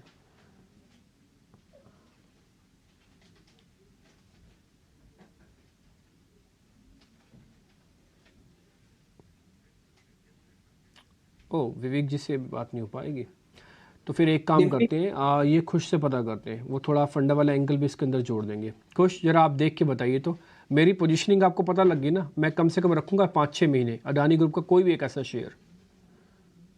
बिल्कुल डिम्पी, तो आपको यहाँ पे ऐसे शेयर्स में जाना चाहिए इस ग्रुप के जिनमें बिजनेस क्लैरिटी है, और अगर आप देखें तो मोमेंटम भी पिक कर रहा है। तो इस कैटेगरी के हिसाब से जो सबसे पहला नाम आता है वो है अदानी पावर। पहले भी जब हमने इस ग्रुप के स्टॉक्स की डिस्कशन की थी तब मैंने कहा था कि हमारे जो 2 टॉप पिक्स हैं इसमें वो है Adani power and Adani ports. तो आप देखिए अदानी पावर में जिस तरीके का सर्ज आया है दैट इज कमेंडेबल। अगर आप देखें तो 300-310 के आसपास हुआ करता था, नॉट टू फार बैक, करीब 8 से 10 सेशन पहले ही, और अब ये करीब 390 के पास ट्रेड कर रहा है। तो बहुत ही अच्छा, बहुत शार्प रनअप देखने मिला है हमें इस स्टॉक में। तो अगर आप प्योरली बिजनेस पर्सपेक्टिव या मोमेंटम पर्सपेक्टिव से देख रहे हो तो Adani power is your stock. ये एक स्टॉक है जो आपको अपने रेडार पे रखना चाहिए। ऑन दी अपसाइड जिस तरीके का ये मोमेंटम है ये जारी रहे तो यहाँ पे आपको 425 से लेके 450 तक के लेवल्स भी देखने मिल सकते हैं। सो ये डेफिनेटली हमारे एक रेडार पे रहेगा फ्रॉम द ग्रुप। जो मेरा दूसरा पिक है दैट इज अदानी पोर्ट्स। यहाँ पे हमें हल्का सा प्रेशर देखने मिल रहा है, बट 775 का जो जोन है इसके आसपास मल्टीपल सपोर्ट जोन्स हैं। स्टॉक ने काफी बार यहाँ से रिबाउंड किया है, तो यहाँ पे अगर आप चाहें तो अक्यूमुलेट कर सकते हैं। एक बार ये 800 का रेजिस्टेंस क्रॉस होगा फिर आपको यहाँ से स्टॉक एक छलांग लगाता हुआ दिखेगा 850 से लेके 890 के जोन्स के आसपास। तो अदानी पोर्ट्स अक्यूमुलेट कर सकते हैं, बट यहाँ पे क्वांटिटी छोटी रखें क्योंकि स्टॉक सपोर्ट के पास है, थोड़ा डेलिकेटली प्लेस्ड है। So Adani power will be our first pick. Adani ports from a slightly positional perspective यहाँ पे आप अक्यूमुलेशन शुरू कर सकते हैं। ओके, तो अदानी पावर कल की तेजी आज भी जारी है। स्टॉक में नतीजे भी काफ़ी स्ट्रांग आए थे, हमने बात भी की थी। आज भी 3% ऊपर। अदानी पोर्ट भी अच्छा लग रहा है, यहाँ पर भी आप नज़र रख सकते हैं। मिंडा कॉर्प के स्टॉक पर एक बार नज़र डालेंगे। स्टॉक अब 2% ऊपर है और फंड बाइंग हुई है। कोटक म्यूचुअल फंड की तरफ से शेयर्स की खरीदारी हुई है और उसके बाद हम देख रहे हैं स्टॉक अब अपने ऊपरी स्तर पर 3% ऊपर ये स्टॉक आ चुका है मिंडा कॉर्प का। क्या व्यू बन रहा है आपका आदित्य स्टॉक में? देखिए, अगर आप पूरा ऑटो सेक्टर देखें तो ऑलमोस्ट एक कंसोलिडेशन फेज से जा रहा है, बट मिंडा कॉर्प में जैसे आपने बताया कि काफी ब्लॉक्स लग रहे हैं, थोड़ी एक्टिविटी भी काफी है, तो एक कंसोलिडेशन से बाहर निकल रहा है। तो मिंडा कॉर्प को बाय कर सकते हैं 346.60 में। स्टॉप लॉस रहेगा 325 का और टारगेट रहेगा इसमें 365 से लेके 380 का।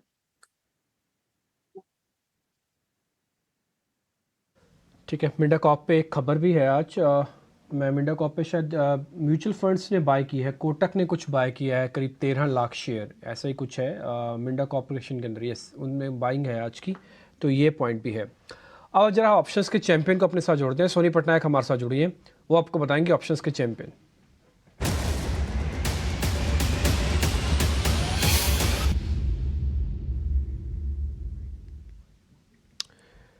सोनी, पहले तो आपको मैं बधाई देना चाहूँगा। कल आप हमारे साथ 12 बजे वाले शो में थे। आपने जो ऑप्शंस दिए वो सुपर हिट साबित हुए। आपने एनएमडीसी के बारे में जिक्र किया, बाकायदा वो डेज हाई पे जाके बंद हुआ, और एक ऑप्शन और भी थी, वो भी आपकी सुपर हिट साबित हुई। तो आपको इसके लिए बधाई। और फिर आज का ऑप्शंस भी बता दीजिए प्लीज़। जी good morning Dimpi ji and thank you so much. आज का जो ऑप्शंस का चैंपियन स्टॉक मैंने पिक किया है वो है बलराम चीनी में। बलराम चीनी में हमने कल एक अच्छा टेक्निकल ब्रेकआउट देखा है with long built of positions. तो बलराम चीनी 920 के ऊपर अच्छा ब्रेकआउट दे चुका है, सो 920 का एक अच्छा सपोर्ट बन गया है। सो 950 कॉल ऑप्शन लेने की सलाह रहेगी यहाँ पे। 5 रुपीज 50 पैसा और 5 रुपीज इस रेंज में आप बाई कर सकते हैं। स्टॉप लॉस रखिए 2 रुपए का, और जो उसका टारगेट रहेगा वो 10 और 14 का रहेगा। छोटा लॉट साइज है 1600 का। तो एज पर दी स्टॉप लॉस आपका मैक्सिमम रिस्क 5200 के करीब आएगा, और टारगेट के अनुसार मैक्सिमम टारगेट आपका जो मैक्सिमम प्रॉफिट बन सकता है वो 10,000 गेन्स हो सकता है। ये ऑप्शंस बेहतरीन है और प्लेन वनीला ऑप्शन है, यानी कि बिल्कुल सीधा सीधा आपको खरीदना है।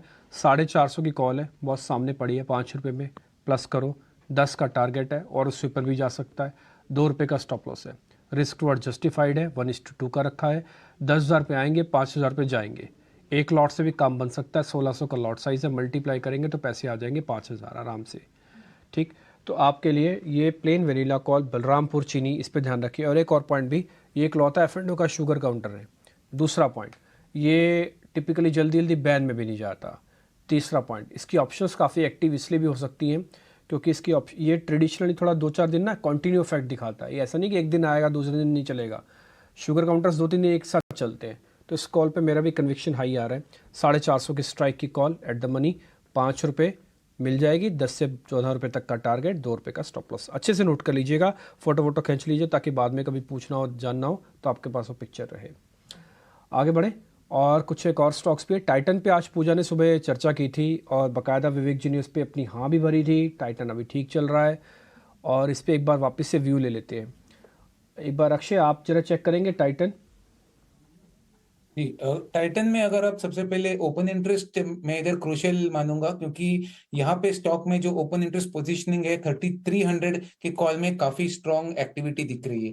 तो जो 32 पे आज रिजल्ट के पहले स्ट्रॉन्ग ओपन इंटरेस्ट की कॉल राइटर्स की पोजीशनिंग थी उसमें अनवाइंडिंग है, 3300 के कॉल में शिफ्टिंग हो रही है। तो डेरिवेटिव्स में अगर आप इसकी एक्टिविटी देखें तो एक क्लियर कट सिग्नल मिल रहा है कि 33 तरफ टाइटन जाते मोस्टली आपको शॉर्ट टर्म में मिल जाएगा। तो व्यू पॉजिटिव है। 3300 का टारगेट बनाना है टाइटन में। सपोर्ट बन रहा है 3200 का, सपोर्ट के नीचे स्टॉप बनेगा, और पॉजिटिव व्यू के साथ 3300 टारगेट बना के आप टाइटन में बाय की राय रख सकते हैं।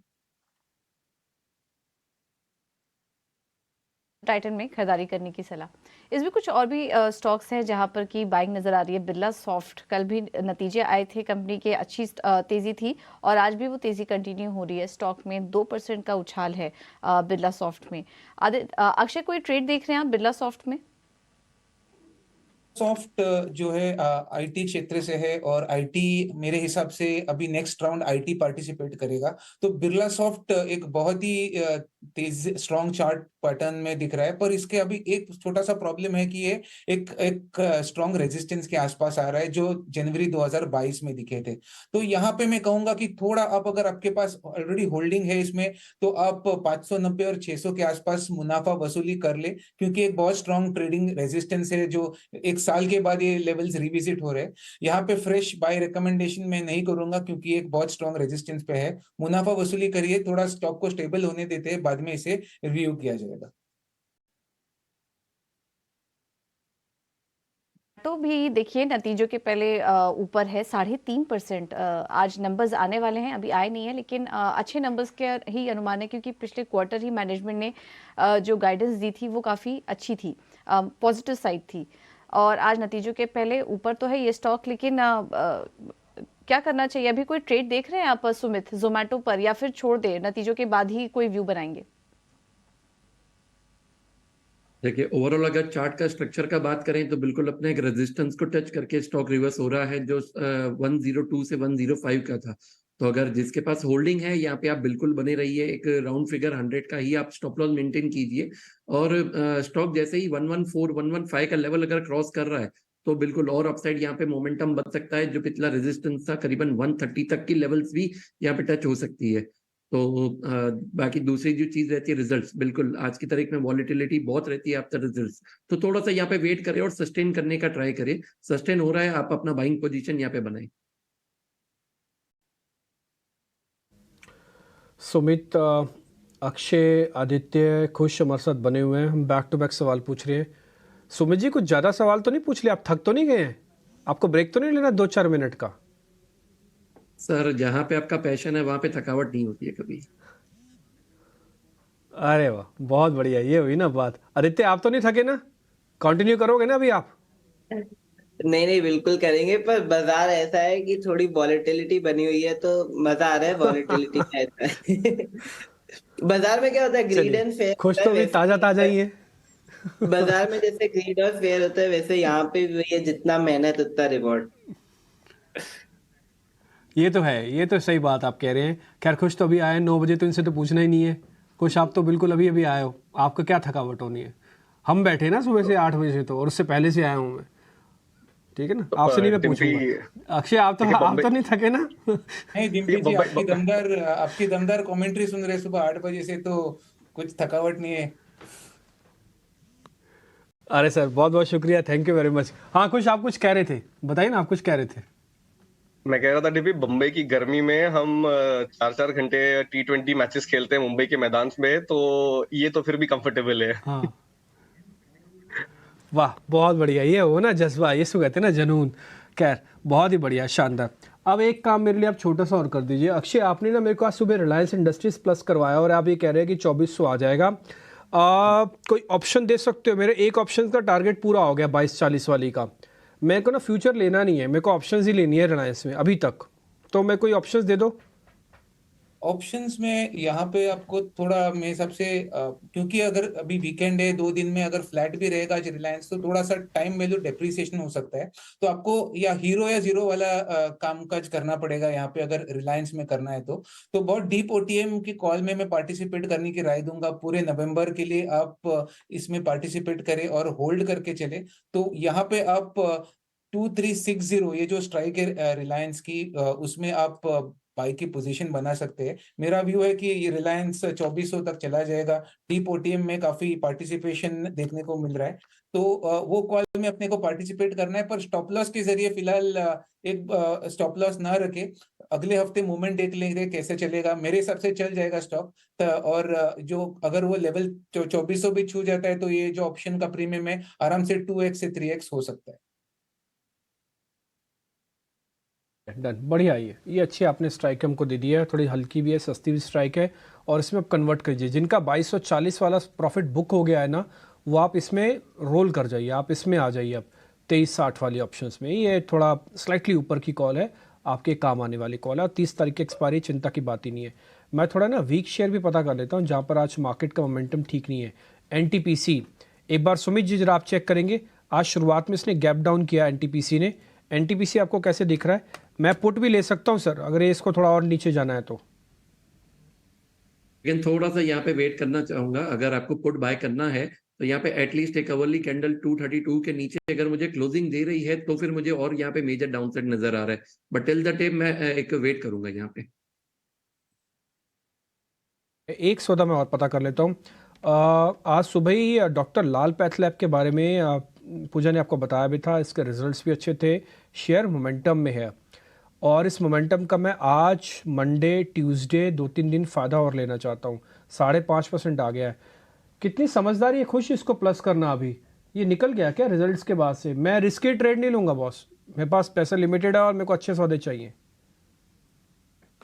वेल डिम्पी, इंटरेस्टिंगली देखिए आज का मूव बिल्कुल मैग्नीट्यूड के हिसाब से आप देखें तो बड़ा लग रहा है 6% का, लेकिन ये एक्चुअली एक हेल्दी साइन है। And I tell you why, because एक बेस फॉर्मेशन के बाद एक जो बिग अपस्विंग था या मूव था, ये ड्यू था, और जैसा कि आप बता रहे भाई, न्यूज के चलते, रिजल्ट्स के चलते वो मूव आया है, तो ये बहुत ही अच्छा हुआ है स्टॉक के लिए, क्योंकि 2550 का एक रेजिस्टेंस जोन था जिसको इसने क्रॉस किया है।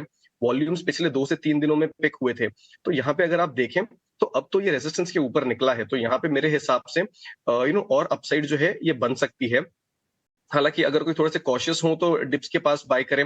255 का जिसका सपोर्ट जोन है, रादर 2550 का जिसका सपोर्ट जोन है, इसके पास बाय करें तो रिस्क रिवॉर्ड रेशियो थोड़ा फेवरेबल रहेगा।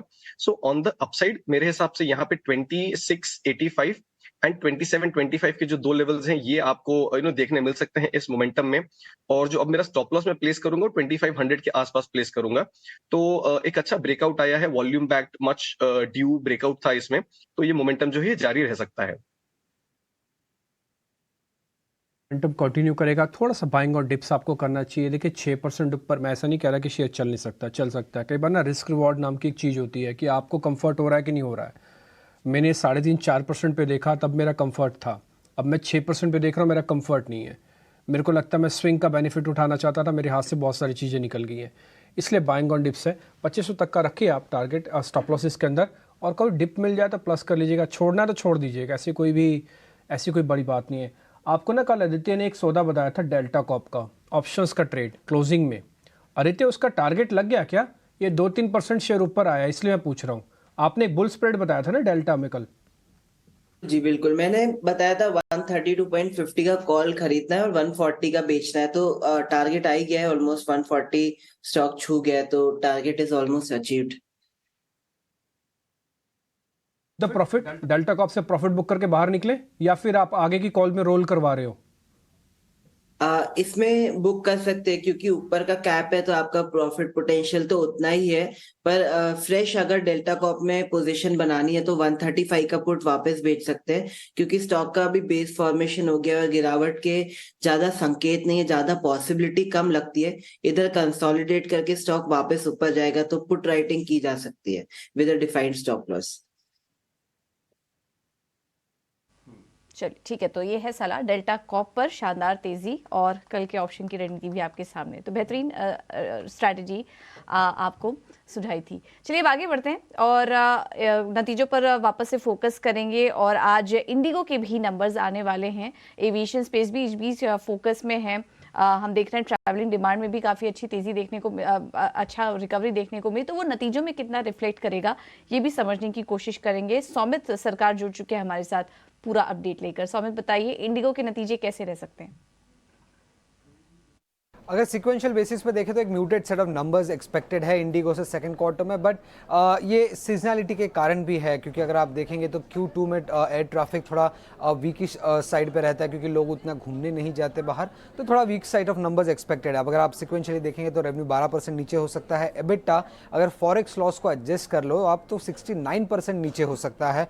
मार्जिन करीब 10.4% के आसपास आ सकते हैं, और कंपनी इस क्वार्टर में एक नेट लॉस रिपोर्ट करने की एक्सपेक्टेशंस है, करीब 660 करोड़ का नेट लॉस आ सकता है। अब यील्ड्स जो है, जिसे कि एवरेज टिकट प्राइसेस भी कहा जाता है, वो करीब 13% लोअर हो सकता है सिक्वेंशियल बेसिस पे। अब सीजनली वीक क्वार्टर होने के कारण ही अगर आप देखेंगे तो एयर ट्रैफिक जो है वो भी लोअर साइड पे है, यील्ड्स जो कि एवरेज टिकट प्राइसेस है वो भी लोअर साइड पे है, और पैसेंजर लोड फैक्टर जिसे कैपेसिटी यूटिलाइजेशन भी कहा जाता है वो भी लोअर साइड पे आने की एक्सपेक्टेशंस है। अब अगर आपको याद होगा तो Q1 में एक सुपर नॉर्मल प्रॉफिट रिपोर्ट किया था इंडिगो ने, और उससे सीधा एक लॉस पे आ रही है कंपनी सेकेंड क्वार्टर में। तो इससे आपको क्लियरली मालूम पड़ रहा है कि कितना इनकंसिस्टेंट हो सकता है किसी एयरलाइन कंपनी का रिजल्ट। उसी के साथ अगर आप देखेंगे तो सेकेंड क्वार्टर में काफ़ी सारे डिस्काउंट्स कंपनी ने रन किए थे अपने मार्केट शेयर को गेन या प्रोटेक्ट करने के लिए, तो इसके कारण भी एक लॉस का अमाउंट ये 660 करोड़ के आसपास आ रहा है। बट क्या किन चीज़ों पे ध्यान रखनी होगी हमें इंडिगो के रिजल्ट पे, अगर उस पर आप देखेंगे, क्योंकि post market company conference call भी करेगी, तो FY25 का कैपेसिटी गाइडेंस क्या है, उससे हमें कंपनी की ग्रोथ प्लान्स क्या है पता चलती है। इंजन इश्यूज को लेके क्या कंपनी की कमेंट्री आ रही है, एडिशनल कॉस्ट क्या हो रहे हैं कंपनी को, क्योंकि कंपनी ने अपना जो लीजिंग मॉडल है उसको भी चेंज किया है, और उसी के साथ कैसा डिमांड वो देख रहे हैं फेस्टिव सीजन में आगे चल के, और कैसे टिकट प्राइसेस रह रहे हैं अर्निंग सीजन अपना फेस्टिव सीजन में। इन चीज़ों पे मैनेजमेंट की क्या कमेंट्री आ रही है, इन चीज़ों पे ध्यान रखनी होगी। तो म्यूटेड रह सकते हैं अगर तिमाही दर तिमाही हम कंपेयर करेंगे तो लेकिन सीजनली वीक क्वार्टर भी रहा है तो उसका भी असर यहाँ पर दिखेगा। बट अगेन यहाँ पर भी आगे के लिए क्या ग्रोथ आउटलुक कंपनी देती है, इस पर हमारी नज़र बनी रहेगी। इंटरग्लोब एविएशन नतीजों के पहले करीब ½ % नीचे ये स्टॉक कारोबार कर रहा है। सुमित, क्या सजेस्ट करेंगे आप? इंडिगो में कोई ट्रेड देख रहे हैं या फिर छोड़ दे अभी? यहाँ पे जब आप देखेंगे तो अभी कंसोलिडेशन फेज चल रहा है और एक 2520 का एक रेजिस्टेंस है। तो अगर किसी को फ्रेश पोजीशन बनानी है यहाँ पे आप वेट कीजिए, लेकिन जिनके पास होल्डिंग है यहाँ पे आप फिलहाल बने रहिए। 2520 के ऊपर 2620 तक के टारगेट्स यहाँ पे अचीव हो सकते हैं।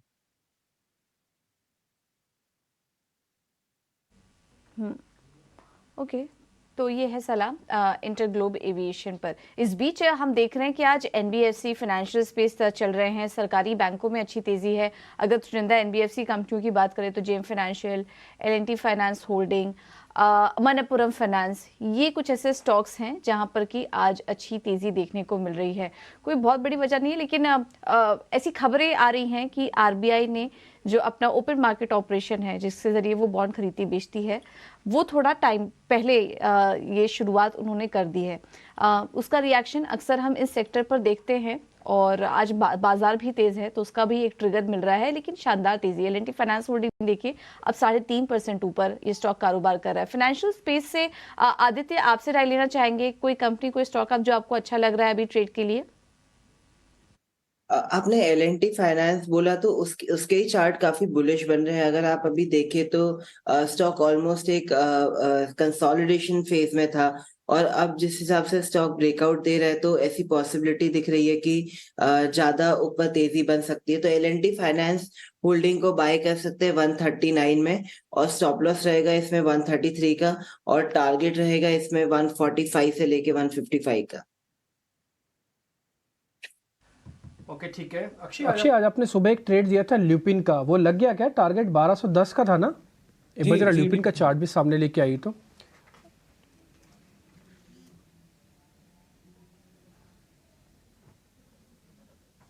हाँ अक्षय, बता रहे थे आप ल्यूपिन के बारे में, वो लगा आपका टारगेट लगा क्या? आज का हाई क्या बना इसका? जी 1202 कैश में हाई प्राइस बना है इसका। 8 रुपए से कम पड़ गए टारगेट से, पर कोई दिक्कत नहीं, बन जाए, मिल जाएंगे टारगेट आपको। एक्सटेंडेड टारगेट भी बन जाएंगे जो 1220-25 के ऊपर है, तो पॉजिटिव व्यू मैं मेंटेन करता हूँ। ठीक है, पॉजिटिव आप इसमें बने रह सकते हैं। ठीक है, आदित्य, आपका जो रेमंड्स वाला शेयर है इसके अंदर पोजीशंस को बना के रखे ना, कैरी करें ना, बीटीएसटी वगैरह भी कर सकते हैं ना अगर बाय चांस किसी को रखना हो तो। देखिए बीटीएससी के लिए मैं एक्चुअली सलाह नहीं करूंगा क्योंकि ऊपर से थोड़ी सी प्रॉफिट बुकिंग आ रही है, बट नजरिया अगर 1-2 वीक का है तो बिल्कुल कैरी फॉरवर्ड कर सकते हैं। ऊपर की साइड में लेवल देख रहा हूँ 1900 से लेके 2000, तो 1-2 वीक का नजरिया है तो बिल्कुल कैरी फॉरवर्ड करें।